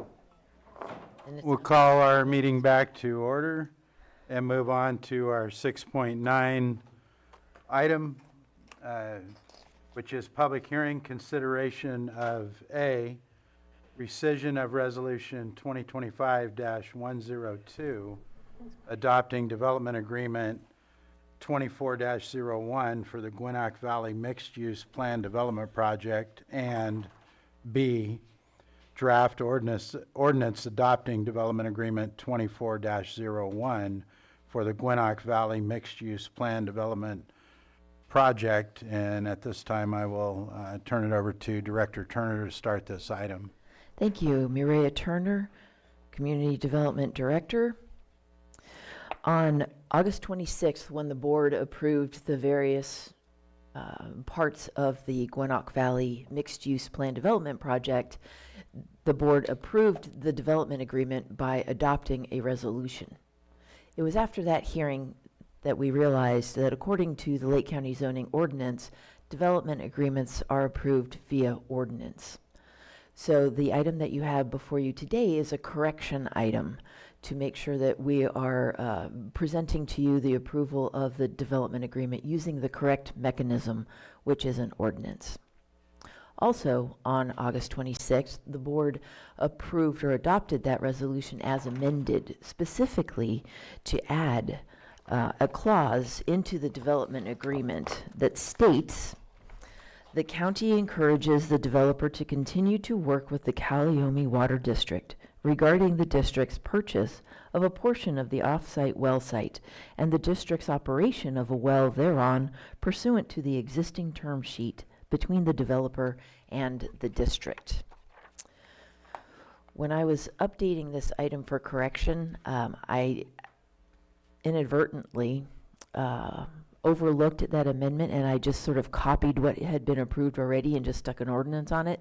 So Johanna has the amended ordinance, which includes that verbiage, which is also included as section 12.5 in the developer's agreement.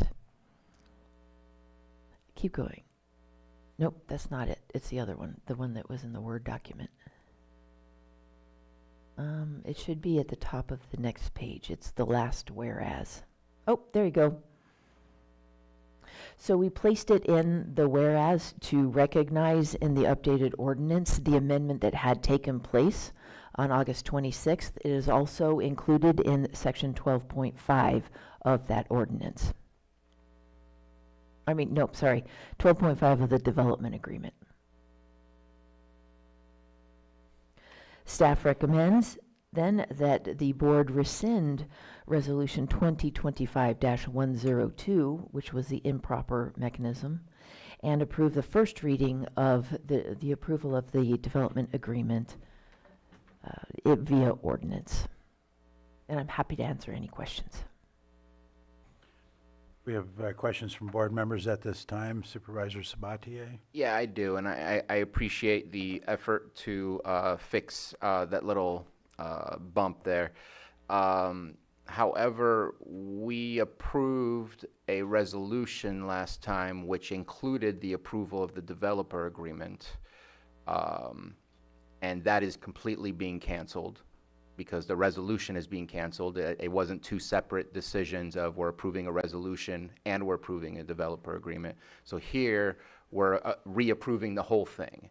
What I'd like to see on the screen is the updated development agreement with 12.5, because that was not shown. I know it was in my email you sent to me, that portion, because that never made it on the signed resolution. So it's not just the developer agreement was right and we did a resolution and should have done an ordinance. We should have done an ordinance and the developer agreement was not amended with the right thing. So I'd like to make sure that's on the screen. And because of the past action that occurred, I would also like to receive a signed copy of the ordinance with the developer agreement to make sure that those changes have been put into place because of what occurred. No problem. Johanna does have that, and we will pull that up on the screen right now. I have one more just little tidbit. The language of the Santa Clara property, you have it down as 3.5 acres. I think it's more like 12.75. Thank you. Yes, we are in the process of correcting that. It's a non-substantive typographical error. Okay, perfect. Yep. Let me see if I can find the page. One moment. Any There was further- also I'm sorry, on that particular, in here, it still About has the page old 21. standards of 100 homes there instead of 50 on that. I found it someplace in here when I was reading, but I can't tell you exactly where. I've No problem. I'll underlined. make sure that gets corrected as well. Thank you. And that was 100 homes specific to the Santa Clara site? Yes, yeah. We will get that fixed. Thank you. Any further comment while we're looking? Go to 12.5. Keep scrolling. I think you're on 8. There you go. Right down. There you go. Right there. 12.5, right above section 13.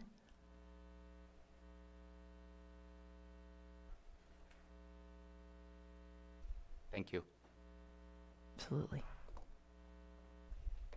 What about the other portion? Anything further from the board? And then the other portion of it with the language? That's the language, That- 12.5 was Okay. there. Just real quick, since it was mentioned 100, I just did a quick search, just so that we're clear on what we would be amending, rather than it changing after the fact, because we're, again, approving a resolution that approves the development agreement, so making sure that development agreement is what it says on page D1 of the agreement, where it says phase tentative subdivision maps for the Gwinnett property that would allow for the development of 7 separate subdivisions, and 100 on-site. No, that's not the right one. The general amendment, 100 workforce housing, co-housing units, but that's all on the Gwinnett property, so I'm not seeing where you're seeing 100. We'll make sure that anything specific to Santa Clara is accurate for that total number of housing. Okay, thank you. I'm not seeing the number 100 with. I had seen it under E1, where it has on page 5, but I might have misunderstood that, because it does say 100 workforce housing, co-housing units. That could be the on-site housing part. Okay, Yeah, perfect. but we'll definitely make sure. Okay, thank you. Thank you. Nothing further. We can open to the public at this point. Seeing nothing in the chamber and no hands online, bring it back to the board for any further comments. Seeing none, I'd be ready to take action. Yep, I would like You to, have a, go ahead. I would just like to move that we, do we need to do it by, I would like to offer it. Actually, if we could rescind the resolution first, that would. Okay, I'd like to rescind the resolution. I don't have that information in front of me, though. That should be good enough. Okay. Do we need to take a motion on that? So we have a motion on the floor to rescind the resolution. Second. And we have a motion and a second. We'll call for a vote. All in favor? Aye. Aye. Aye. Opposed? Hearing none, the motion carries 4-0.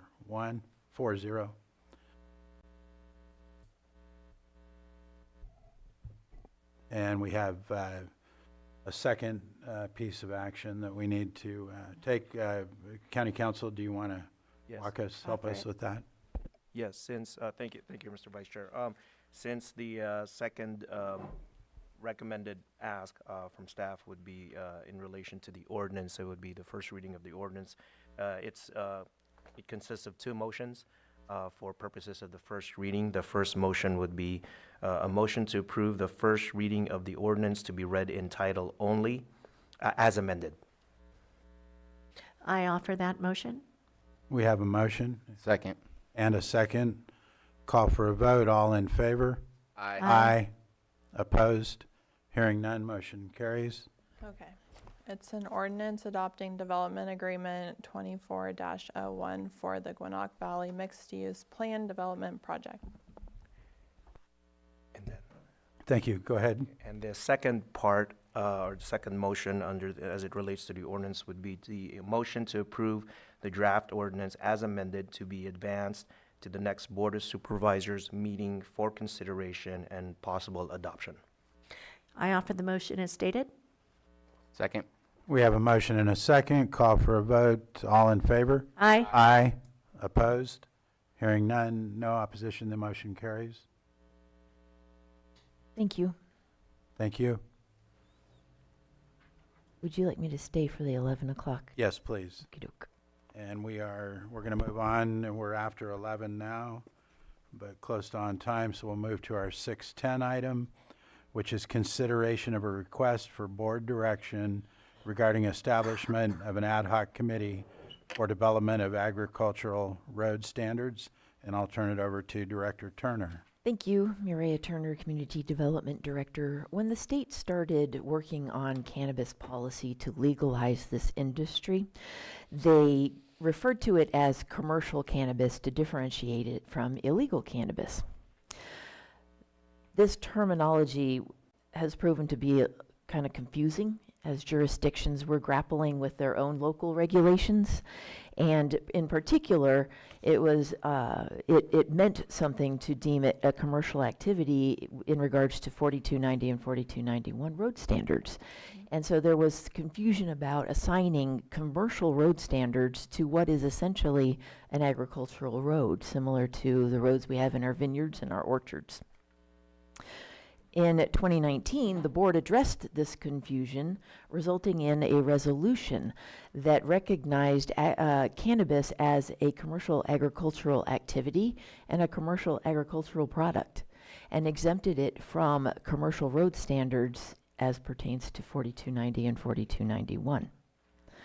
During that discussion, they were limited to passing this or adopting this resolution specific to cannabis, because the wording on the agenda did not allow for additional flexibility.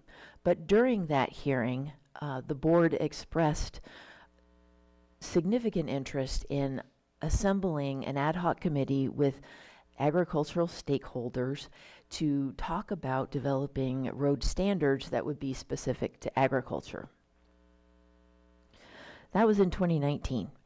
So today, since we are working on updating the cannabis regulations, it's appropriate and timely to bring this back to the board to see if the board still wants to direct staff to compile or get together a working group or ad hoc committee specific to agricultural stakeholders, including fire districts, Farm Bureau. There's some other groups here that were mentioned during that board hearing, in order to work up a recommendation for road standards specific to agricultural roads. Sorry, Supervisor Owen, you have your finger up. Oh, I was just, when you're done. Okay. I didn't want to be No, rude. you're fine, I'm sorry. So that is before you today. Staff does recommend that this would be considered a working group compiled for one specific reason and let go after that reason. It would be an internal, or it would be a work group assembled by the Community Development Department with the categories as desired by the board. That one would not be compliant or subject to the Brown Act. It would result in recommendations that would then go to the Ag Advisory Committee, the Planning Commission, and the board in a draft ordinance format through noticed public hearings. And that's my presentation. I'm happy to answer any questions. Okay, we'll go with Supervisor Owen first. Okay. You know what? I did a little homework on it, and I've contacted a few of the fire marshals or the fire chiefs, actually. I actually contacted 3 and talked to each and every one of them about it. We thought that it might be easier if we put this into the ag committee that we have currently going. It's pretty well the representation is from all walks. So I think that they could handle that without putting together a separate ag ad hoc committee. And I asked if they would be interested in having a representative there for us to have input, and they were. They thought it was a great idea. And actually, Mr. Mike Wink's the one that thought putting it in the ag committee rather than doing an additional ad hoc would probably work really well. And we could move forward, and that way we're skipping a process as well, instead of forming a whole new committee. There's already one in place. I have zero skin in this game. This was just a start based on the hearing, but in 2019, which was actually a different board. So I'm open to however the board wants to direct me to follow up on this. Supervisor Sabatier? I appreciate you bringing this. This is one of the promises that we've not held on to. We had long discussions. At the time, it was Supervisor Simon, myself, Anita Grant, and many fire chiefs throughout the county that met to really hash out what 4290 meant when it came to cannabis. And I think you hit the nail on the head. The word commercial was what was really throwing everybody for a loop, where this is about buildings. That's what 4290, it's about the protection of buildings, not roads to plants or roads to nowhere. So once they do construct buildings within a outdoor area, then 4290 does come into compliance, but agriculture is nowhere to be found in 4290 because it's about buildings and protection of buildings. So eventually we were able to negotiate, and that's where we said, look, we won't continue arguing about this because we couldn't stop arguing about it. They were stuck on the commercial. And we said, let's just create a road standard for ag. Nothing arduous, nothing that would be an overreach. And we got some examples of other communities that have those, and they're, I think, easy to abide to. I don't mind it going to the ag advisory, but I would suggest you meet with the Farm Bureau and you meet with the fire chiefs, hash out a idea of a ordinance or an amendment to it, and then bring that to the ag advisory, because building it at the ag advisory is going to take many, many months. And I don't feel you need our permission, that was weird, our permission to meet with the fire chiefs and the Farm Bureau to hash out a concept of an ordinance, and then, because building it by committee is just going to lead to another 6 months or more of meetings, and I don't want you to be stuck in those types of meetings. So hopefully that is a possible direction, but I think this is something that we put into our resolution that was passed, that we were going to do this, and I'm really happy that we're finally talking about it, because we need to follow through with what we promised. I did bring this up at the last Fire Chiefs Association meeting, and yet they do want to at least review it. Mm-hmm. Supervisor Pyska? Yeah, thanks for bringing this. We've had a lot of conversations about it over the years. I am also concerned about this being able to be put together at the Ag Advisory Committee, because that committee only meets, we put a limit, like no more than twice a year, because all those folks are so busy and there's quorum issues and stuff. So I want to support you on how you best want to accomplish this. And if it is this ad hoc committee, or if it is meeting separately with all these people, because it's more than one meeting. And I think whatever you come up with, obviously will go before the ag committee and the planning commission before it comes to us. But I think just putting it at the ag committee is not gonna, I think there's more work that needs to go into it before that. The Agricultural Committee does have a regularly scheduled meeting on November 27th. So I could have these meetings with the fire chiefs and with the Farm Bureau, and then have something that's a little more of a first draft for the Ag Committee to take a look at. Yeah, that's good. And then the other, we've talked about fire, public safety, but we haven't talked about our roads department and how they would work into this too. I did speak with Director Ewing, and he is cognizant of this moving ahead. However, there is not a scheduled update to the road design standards at this time, and so this ordinance would be sort of a standalone specific to agricultural roads that would get integrated into the Lake County road design standards when that update did take place. Supervisor Owen, did you have something else? Yeah. Go ahead. When I was speaking with the fire chiefs the last couple of days, they had all kind of felt the 4290 and 4291 standards. The question was where the lines were going to be drawn as far as how much traffic and if they're bringing semis in and out, and, you know, what the usage of the road was more of the argument, but the standard sounded like that was what they were wanting, to be able to get in. And we can make sure that it's clearly defined that And the that's what they level were of looking for. activity and the machinery that's used is similar to what we find in the wine industry or the walnut orchards during harvest. Go ahead, Supervisor Sabatier. I feel I neglected, and also inviting our ag commissioner as well. I said Farm Bureau, but Certainly. Yeah. Catherine can't get out of this, so I'll track her down. he loves it. And where I fall, I don't think we need an ad hoc. I think that you can work on that and meet with the folks, such as the fire departments, the ag commissioner, our public works. You can bring put a working draft together and then run that by the ag committee for any feedback before it ends up coming back. I'd be comfortable with that. I don't think we need another committee to form and bring more folks in. We already know who the players are essentially that we need to talk to, and I think that's what I would be comfortable with. Awesome. Okay. So if there's nothing further from the board, I'll go ahead and open this up to the public. And seeing one in the room, come on up, state your name, and you'll have 3 minutes. Good morning, Chair Rasmussen and members of the board. My name is Tom Lasik. I think there's been a mischaracterization of what 4290 actually involves.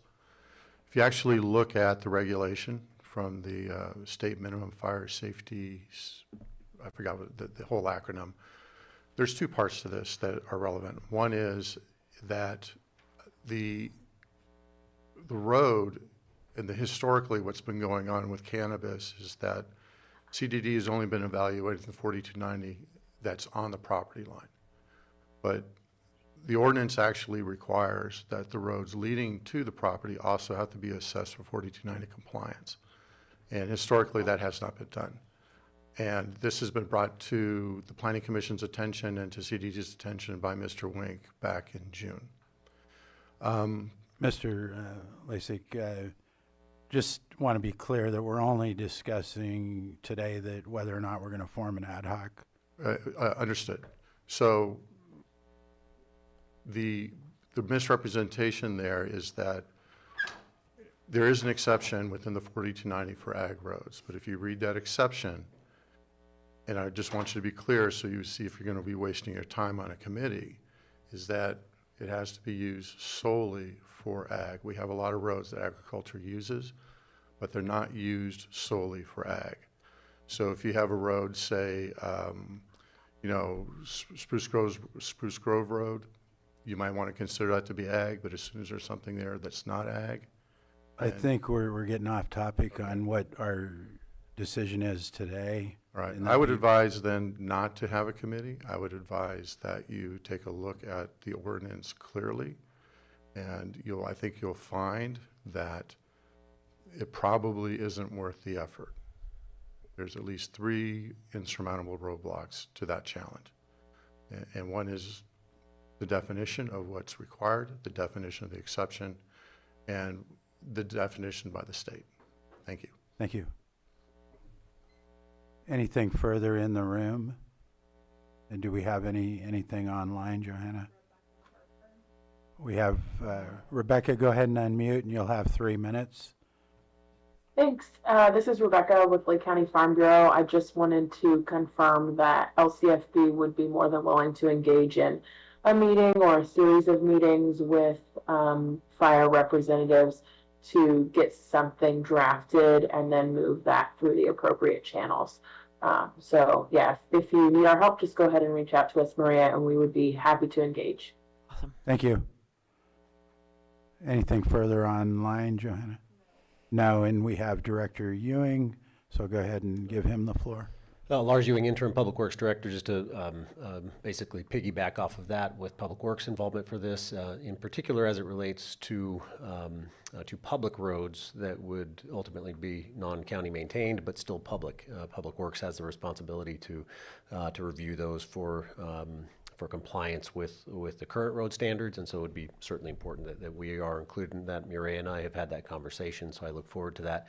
And in as much as the current road standards, there has been a movement afoot years ago to update them. We have, from what I've seen in my last couple of months with Public Works, there's some good work that we can work from to update the road standards. So it might be an opportunity to embed that ag standard included into the road design standards rather than a standalone ordinance simplistically for or solely for ag roads. So I think that's something that we may be able to work toward.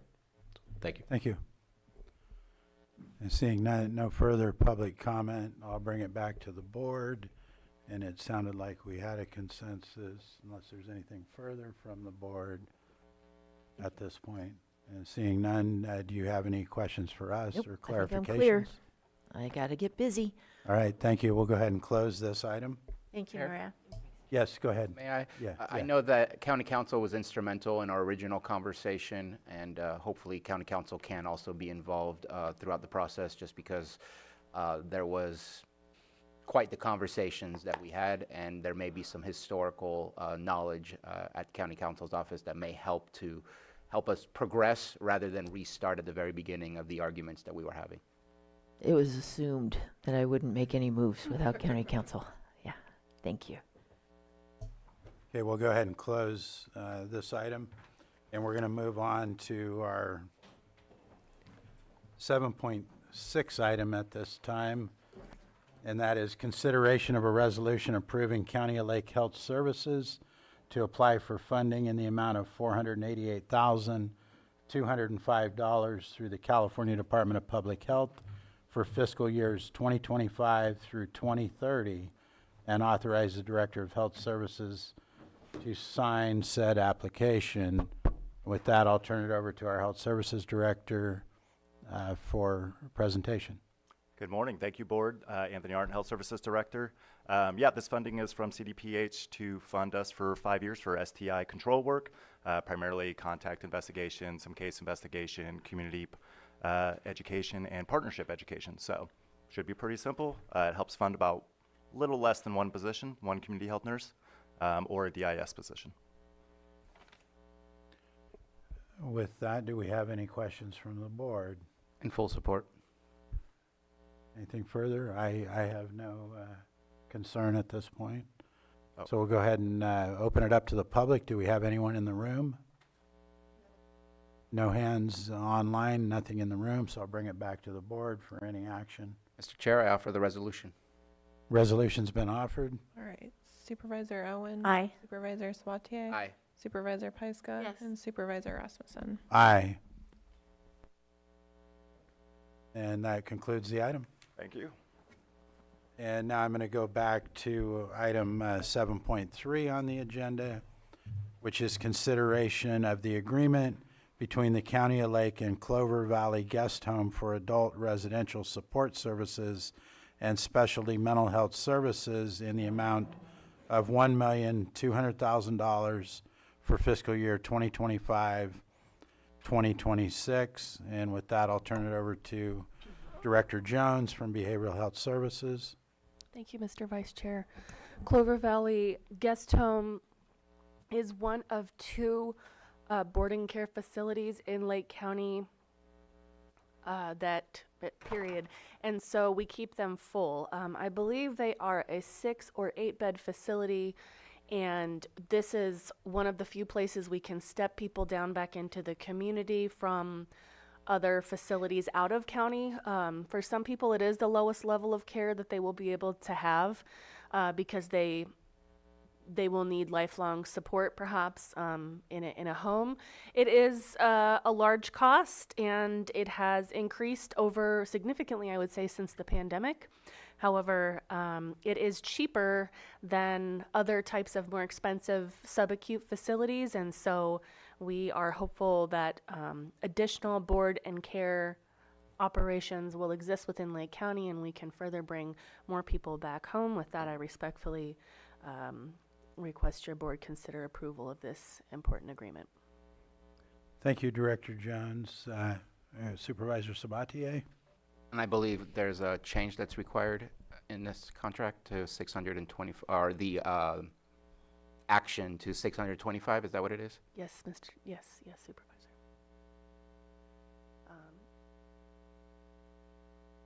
The change is to, you have it in front of me, I apologize. Would you be able to? I'm trying, my thing. Thank you.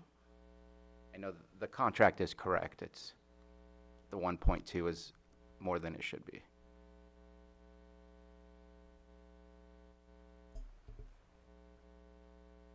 $650,000, I apologize. Thank you. So the amount is 650,000, which is reflected in the contract. So amending the Title. 1.2 Mhm. down to 650. That's a big deal, right? Yeah. It's a big deal. Thank you, Supervisor Sabatier. Did you have anything further? No. Anything else from the board? Well, I'll go ahead and open it up to the public. Do we have anyone in the room that wishes to speak on this item? Nothing in the room and nothing online. I'll bring it back to the board for consideration of action. Supervisor Sabatier, go ahead. And prior to action, I do want to highlight something that Director Jones also highlighted. The fact that this is in the county, I think, is just something that's greatly appreciated. I may be wrong, but I believe the other one that you were speaking of is Thule House as well. I am completely wrong. Darn it. But I appreciate seeing us having those contracts here locally, because we have so many difficulties of finding local facilities that offer these kinds of services. So, Mr. Chair, if there's nothing further, I'm happy to make a motion to approve the agreement between the County of Lake and Clover Valley Guest Home for adult residential support services and specialty mental health services in the amount of $650,000 for fiscal year 25-26. We have a Second. motion. I'll second that. We have a motion and a And second. authorize the chair to sign. I felt that. We have a motion and a second. I'll call for a vote. All in favor? Aye. Aye. Opposed? Hearing none, the motion carries. And we'll close that item. We're going to go ahead and move on to item 7.4. Elise, was that 6 beds or 8? I am not at the, I think it's, I'm not sure. It's either 6 or 8. I 'cause thought it there's was what- 7, but Is it 7? Because there's an, I I get could- them confused. I'm sorry. It's no more than 8. okay. I know it's in there somewhere. We'll go ahead and move on to 7.4, which is consideration of approval of amendment number 1 to the agreement between the County of Lake and Redwood Community Services Incorporated Phoenix House Crisis Residential Treatment Facility for fiscal year 25-26, and I'll turn that over to Director Jones. Thank you, Mr. Vice Chair. Yes, this is an exciting agreement. Redwood Community Services opened up the first crisis residential facility, I think, that exists. Well, maybe Napa has one, Sonoma has one. So not all of our contiguous counties operate this type of facility. We do not at present in Lake County have this. It is actually a required level of care within our mental health plan. And when we first initiated this agreement, it was, I think, only $25,000 just to get us started to see if there's competition for these beds. And so as things have progressed, they have been accepting more Lake County individuals. So this is a program, I believe, not less than 30 days and no more probably than 90 days, where people who have been in a mental health crisis can go and recompensate and hopefully step back out into the community and get what they need. So I'm happy to see this and happy to bring this before your board. Thank you. Anything from board members? Not seeing anything. I will go ahead and open up this to the public. Do we have anyone in the room? Not seeing anyone in the room or in the online room. I'll bring it back to the board for consideration of action. Mr. Chair, I move that we approve amendment number 1 to the agreement between the County of Lake and Redwood County Services, Inc., Phoenix House Crisis Residential Treatment Facility for fiscal year 2025-26, and authorize the board chair to sign. Second. We have a motion and a second. I'll call for a vote. All in favor? Aye. Opposed? Hearing none, motion carries.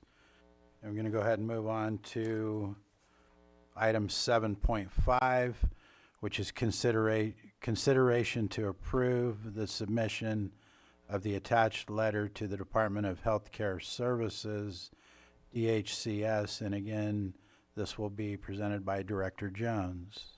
All right, thank you again, Mr. Chair. This issue arose first in 2022. It had been on our periphery where the Department of Healthcare Services initially announced that they submitted claims to Medi-Cal for individuals with unsatisfactory immigration status. Now that has, California has always paid for those services in California and understands that the federal government and Centers for Medicaid will not approve claims. They're not covered by Centers for Medicaid. However, DHCS mistakenly submitted those claims. They were adjudicated, later reviewed, and determined to be ineligible. That had nothing to do with how we submitted those claims on the county end. We don't have control over those levers in terms of whether claims are sent to CMS or not. We have requested all the claims level detail for all of those individuals and are actually still awaiting that from DHCS. That was over 2 weeks ago because we want to review those line by line. However, we are submitting this letter.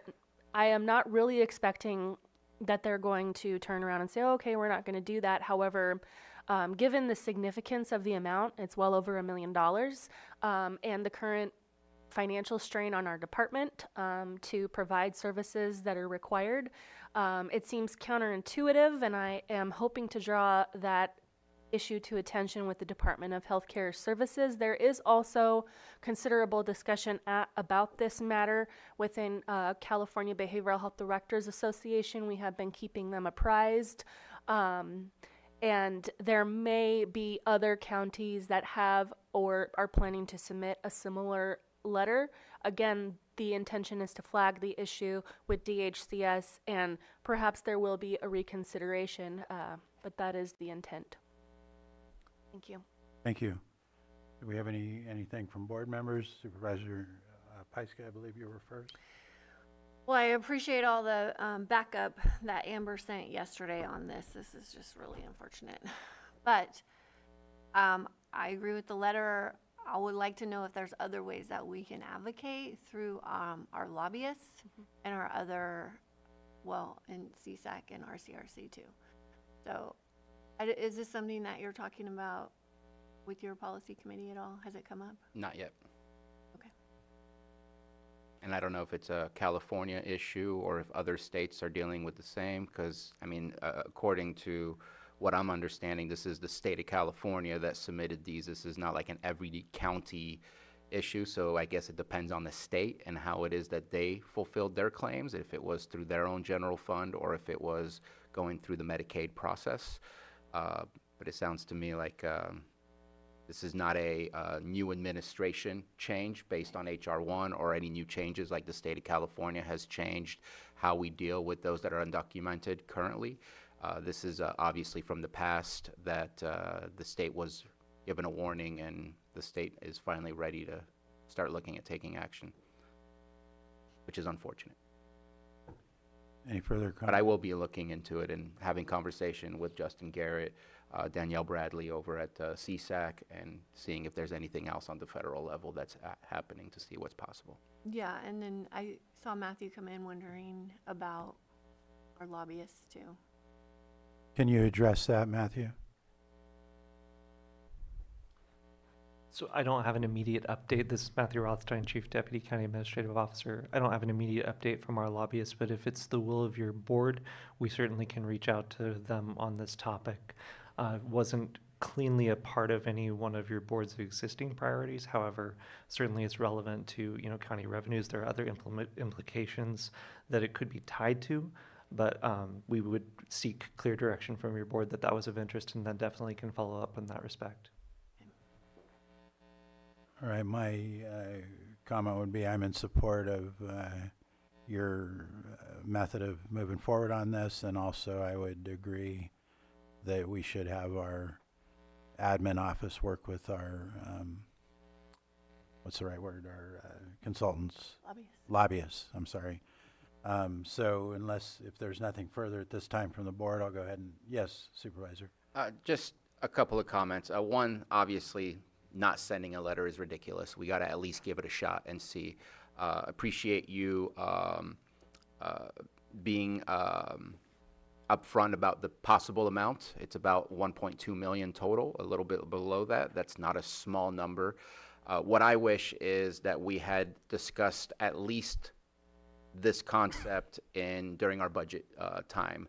I don't know if there was a conversation between admin and behavioral health where it was decided, let's find out more information, but the fact that the letter's from August and that we had hard discussions on changing the budget already in September, this is not, if this was 200,000, something like that, maybe I can understand not having the conversation, but 1.2 million is a large number, so I kind of wish that we had that conversation then. I don't have the greatest of hopes. I think the state of California is so tight and the federal government is so tight that nothing is going to change, and we're going to have to figure this out. So is this entirely on DCHS, or is there an action or activity that we need to change within to ensure, because this only goes to 2020. I know the original letters were 2022. Are we anticipating to find more between 2020 and 2022, or 2020 and up to 2025? Just kind of curious if there's more to come. I appreciate that question. And the coding within the system and the submission of claims within our electronic health record, right? That's what it all ties back to. There isn't coding in our system to identify these data demographics. That happens at the state level when they adjudicate that individual's claim with their Medicaid status. And so we don't even have that information. No county does. That entirely lies with the state of California. And for whatever reasons, they inadvertently, mistakenly push through these claims to the feds, even though California's practice has been not to do that, because we understand that those aren't covered by the federal government. And so those have always been effectively subsidized by the state general fund or other California funding sources. But there isn't anything that we would be able to do, or any county on a local level, to control any of those levers, unfortunately. I'm hopeful that because this issue has came up, they've done what they need to do on their end to make sure those claims don't make it to the federal government, and they adjudicate them properly within the local California finance system. As I said, I do know that this is a topic of ongoing discussion within CBHDA. Yeah. I guess my last question would be, and sorry, it's a bit of on the edges of this, with the changes at the state law, that undocumented are no longer eligible for certain services through Medi-Cal. Are we having to start to do our own immigration status check internally that we weren't doing before? We have not crossed that bridge yet. That would be, I think, as of January. Is that correct? I believe that may be correct. Yeah. Okay. Again, I think we have to send a letter. We have no choice. But we'll be bracing. Anything further from the board? Not seeing any. I'll open this up to the public. Do we have anyone in the room? Not seeing nothing in the room, and I'll call on guest online. If you can unmute, please state your name, and you'll have 3 minutes. Thank you, Supervisors. Angela Amaral. I just wanted to thank Director Elise for being so on top of this. I wanted to know if your thoughts on including a CC to the Center for Medicaid and Medicare and Medicaid Services, CMS, the federal agency, just to make them aware of what the state is trying to do. Perhaps they can offer some assistance to the county on the state's ability to request recoupment, even though the county does not send these to the federal government. That's at the state's discretion. So I don't feel that the county should be liable for this, and maybe including a CC to CMS, it might be helpful. I'm not sure. Thank you. Thank you. Director Jones, is there any comment you'd want to make on that? I will, that's an interesting thought, and I think I will confer with CBHDA and maybe even council as regards the utility of CCing CMS. I am a little reluctant to reach out to the federal government directly, but I will seek counsel. Thank you. Any further comment online, Johanna? No more hands. I'll bring it back, or Supervisor Sabati has further. Yeah, just on that last comment, I don't mind doing a conditional if you get approval from those that are involved at the state level of lobbying for behavioral health as a whole, or for medical payments type of stuff that say, yes, that's a good idea, then I don't mind doing that. I just don't think they're going to care, because they're basically telling California, we're not giving you money for this. And so I just don't think it's a player in this game. But I don't mind doing a conditional just in case. All right. Any further comments from the board? I'm good with, again, the method that you're handling it, to continue to collaborate with county council and CSAC and other counties. I think it sounded like we had consensus with that, so I'll go ahead and, do you have something further? I don't believe there's action, but is there? It says consideration to approve, so I thought I'd make a motion to approve. Okay, go ahead. Move to approve with the conditional of CCing CMS if approvals from those that are assisting us in going through this process are there, but approve the submission of the attached letter to the Department of Healthcare Services. Second. We have a motion and a second. All in favor? Aye. Aye. Opposed? Hearing none, motion carries. And that concludes that item. I believe that was your last item, Director? Nope, go ahead. So I'm going to go ahead and call item 7.7. What's that? Okay. Consideration to A, waive the formal bidding requirement, and B, authorize the IT director to issue a purchase order for Microsoft 365 and associated services renewal in the amount of $343,629.24. With that, I'll turn it over to our IT director for presentation. Morning, Shane French, IT director. The county does utilize Microsoft 365 services. Essentially, every employee in the county has a license for these various products, mostly around the Office suite, Exchange email, and there's some security services that we purchase as well.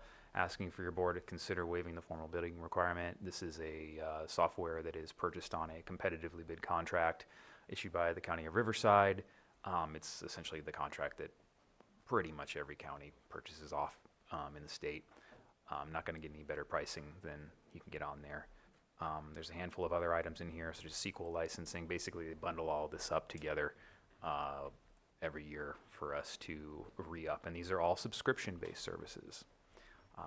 So that is the request in front of you. Thank you. Do we have any thoughts from the board at this time? No, in support. Not seeing any. Yes. Just appreciate the interaction with Director French, and when you really break it down based on the number of licenses, it's $312 per year per person.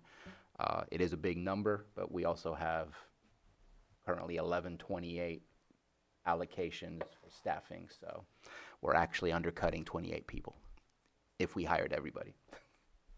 Yeah, and just so you know, I mean, I've tried to be very careful about not over-provisioning. That's why previously when I came to your board, I was buying these in tranches of like 250, so that we weren't buying a whole year's worth of $300 license for a seat that's not filled.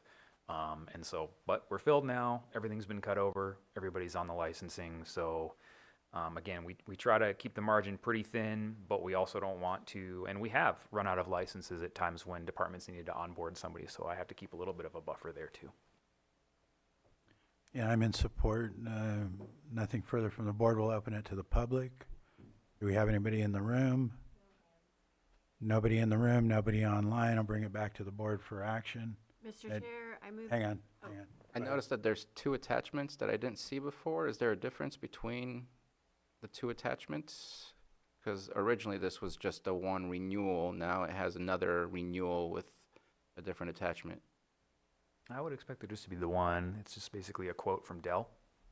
And there's probably the form that we send to admin for approval of the purchase in there, I would assume. Okay, that works. Go ahead, Supervisor Pyska. Sorry, apologize. All right. I move that we waive the formal bidding process and authorize the IT director to issue a purchase order for Microsoft 365 and associated services renewal in the amount of $343,629.24. I second that. We have a motion and a second. Call for a vote. All in favor? Aye. Aye. Opposed? Hearing none, motion carries unanimously. Thank you. Thank you, Board. I'm going to move to 7.8. No? 7.2. 7.2, consideration of an update on Hobbiton Big Lake Big Science documentary and approval of further usage of the film. And I'm going to turn that over to our Chief Deputy Administrative Officer, Matthew Rothstein, to start. Thank you. Good morning, Supervisors. As the Chair stated, the Vice Chair, Acting Chair today, I'm Matthew Rothstein, Chief Deputy County Administrative Officer. And as you're aware, the recent Soper Reese Community Theater premiere of Hobbiton Big Lake Big Science was a great success and has generated a very positive public response. The county's videographer, Sam Houston, has been crucial to that success, and the film truly celebrates Lake County's central feature, Clear Lake. The intent from the outset of this project has been to segment the film for use in educational settings, for example, and to present the full-length documentary at film festivals. These next steps are anticipated to occur in late 2025 and in 2026. To be clear, no request for any financial contribution is being made of the county at this time. Given the strong response thus far, staff anticipates that your board will support taking these further anticipated steps and sharing the film with a broader audience. However, staff and project partners Sam Houston and Lake County Land Trust are seeking your board's concurrence. Thank you for your consideration. Thank you. Looks like Supervisor Sabatier is first. Yeah, and I apologize that I have not seen the latest revision that occurred at Soper Reese recently, but in the version that I've seen, the only time that we see the Lake County seal is at the very last 5 seconds after the credits.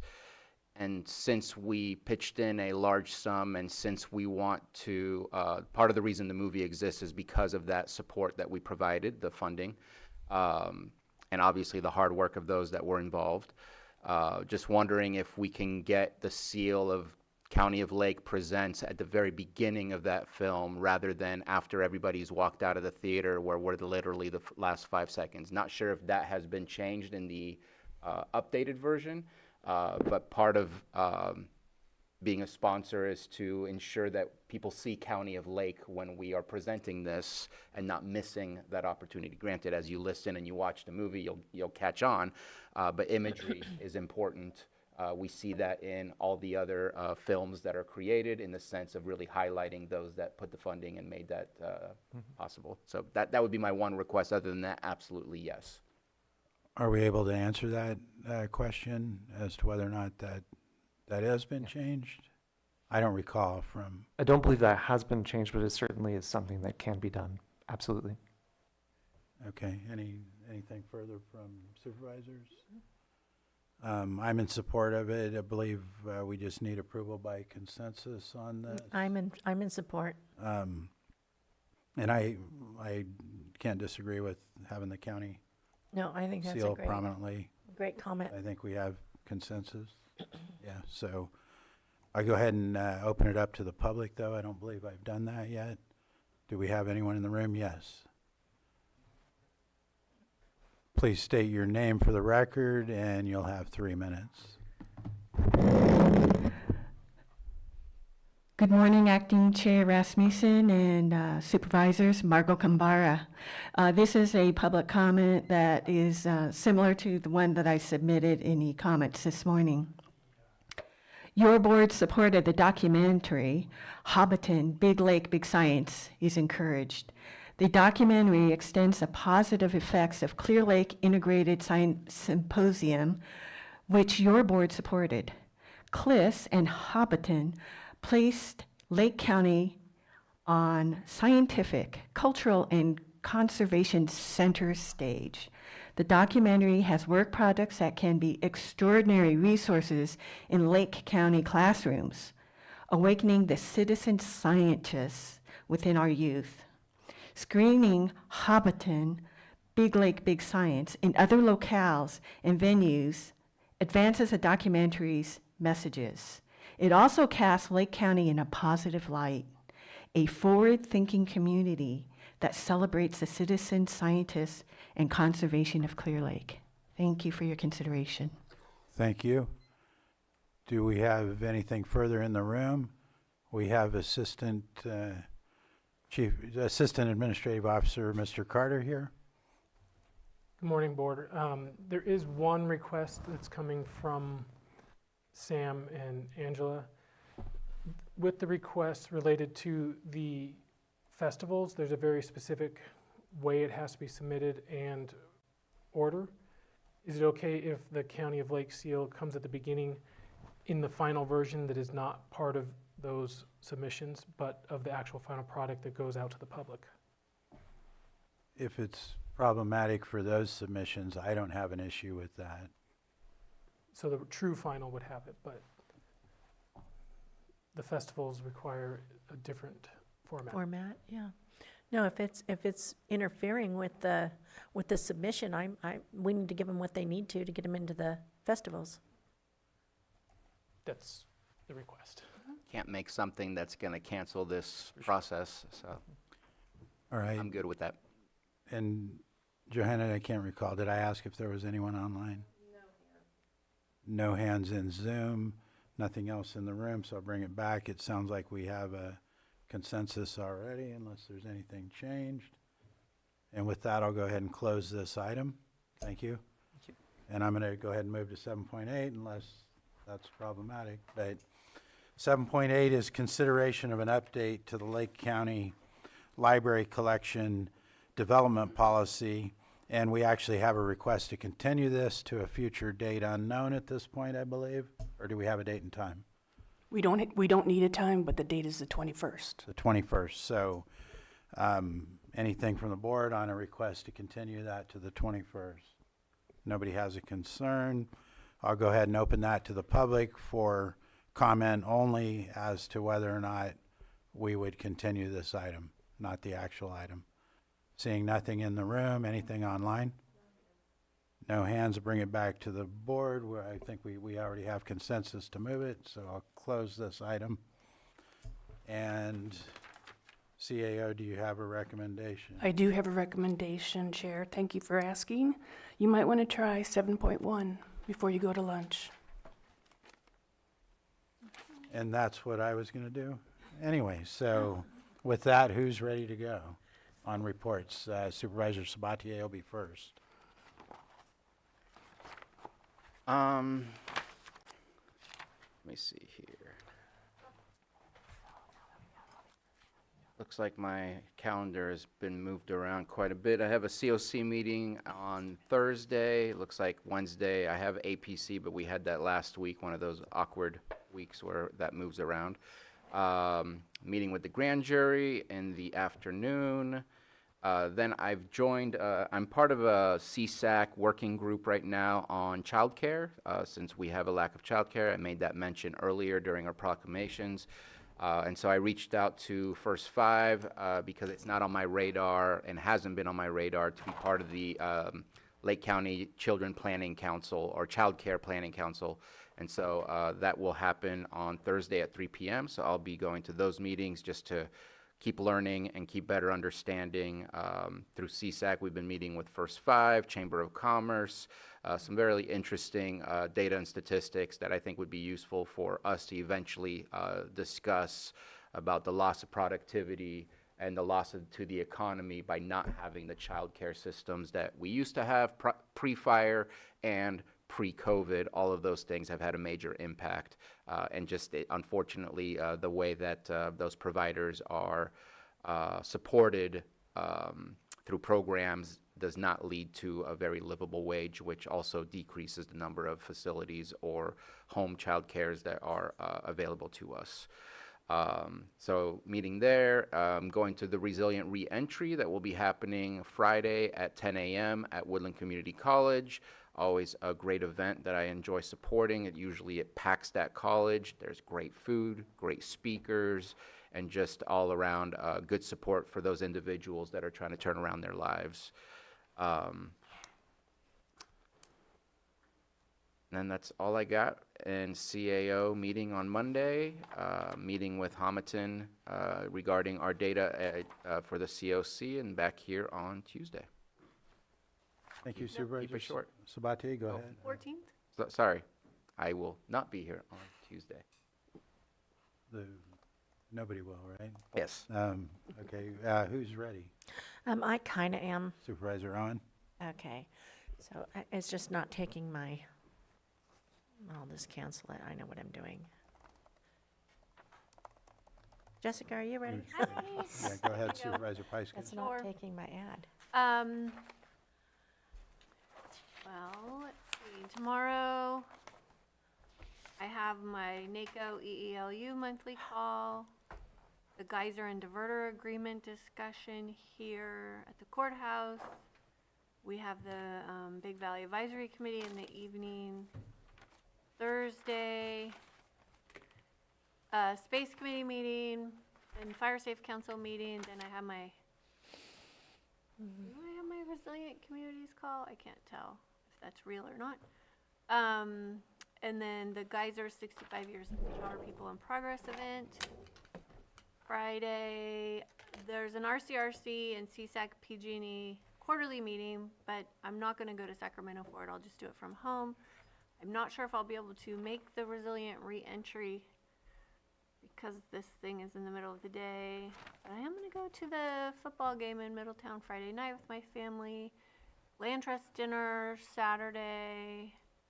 And Monday, I have a meeting, a trail meeting with Redwood Trail Alliance and some other local stakeholders. I think I'll just stop there. Okay, thank you. Are you ready, Supervisor? Sure. I have, let me see, the geyser and diverter agreement, I believe. Some of it's cut off on here. In 2:30 tomorrow here at the courthouse, I believe. I have a levy meeting on the Hidden Valley Lake levy with Mr. Pawan on tomorrow or Thursday morning at 10. A dentist appointment, and then the 65th anniversary of Calpine. They have a dinner there at the Calpine Center in Middletown at 5 p.m. And there's also a town hall, which I'm probably going to have to miss, which is the Middletown Town Hall that starts at 6. On Friday, I have a meeting at 9 a.m. here in Lakeport with Skeet Reese on the Big Bass tournament that he's bringing to us the end of June. And then I'll be going to Canocti Harbor to meet with them as well. I think at 11 is what time our meeting there is. And the weekend, I know I've got some stuff on the weekend, it's not registering. All right, thank you.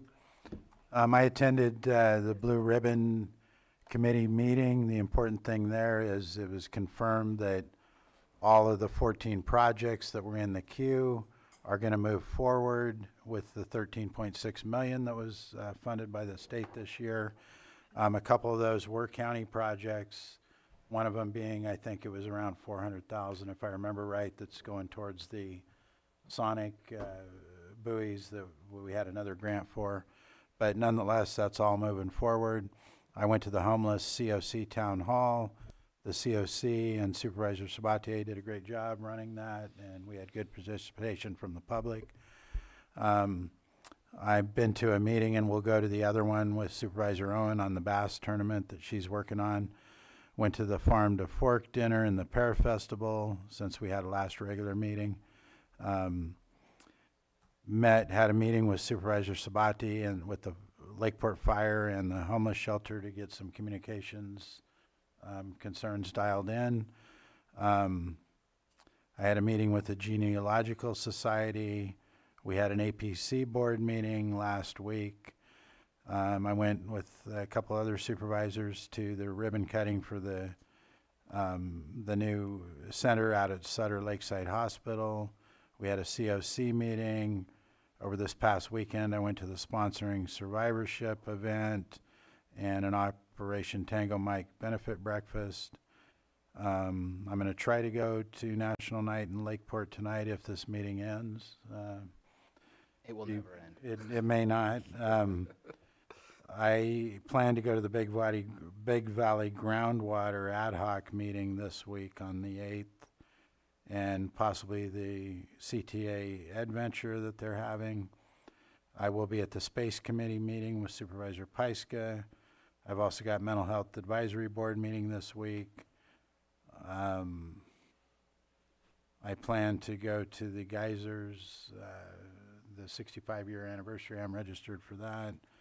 And then that meeting with Helen or Supervisor Rowan again this Friday on the bass tournament. And then I plan to go to the Harvest Festival in downtown Lakeport. And then I'm going to participate in another fundraiser for Operation Tango Mike at that ranch on Saturday, and then go to the Lake County Land Trust dinner that night. And that concludes my report. And Supervisor Sabatier has an addition. I missed something important. On Thursday night, I went to the Beacon of Hope dinner that Adventist Health was putting together, and I hope I don't miss any names, but certain members of the Lake County team received awards, and so of those awards was Liberty Francis, Trish Wingler, and Saul Sanabria. I believe those were the only Lake County recipients. This was to award those that are involved in our healthcare systems, that are making changes in our communities.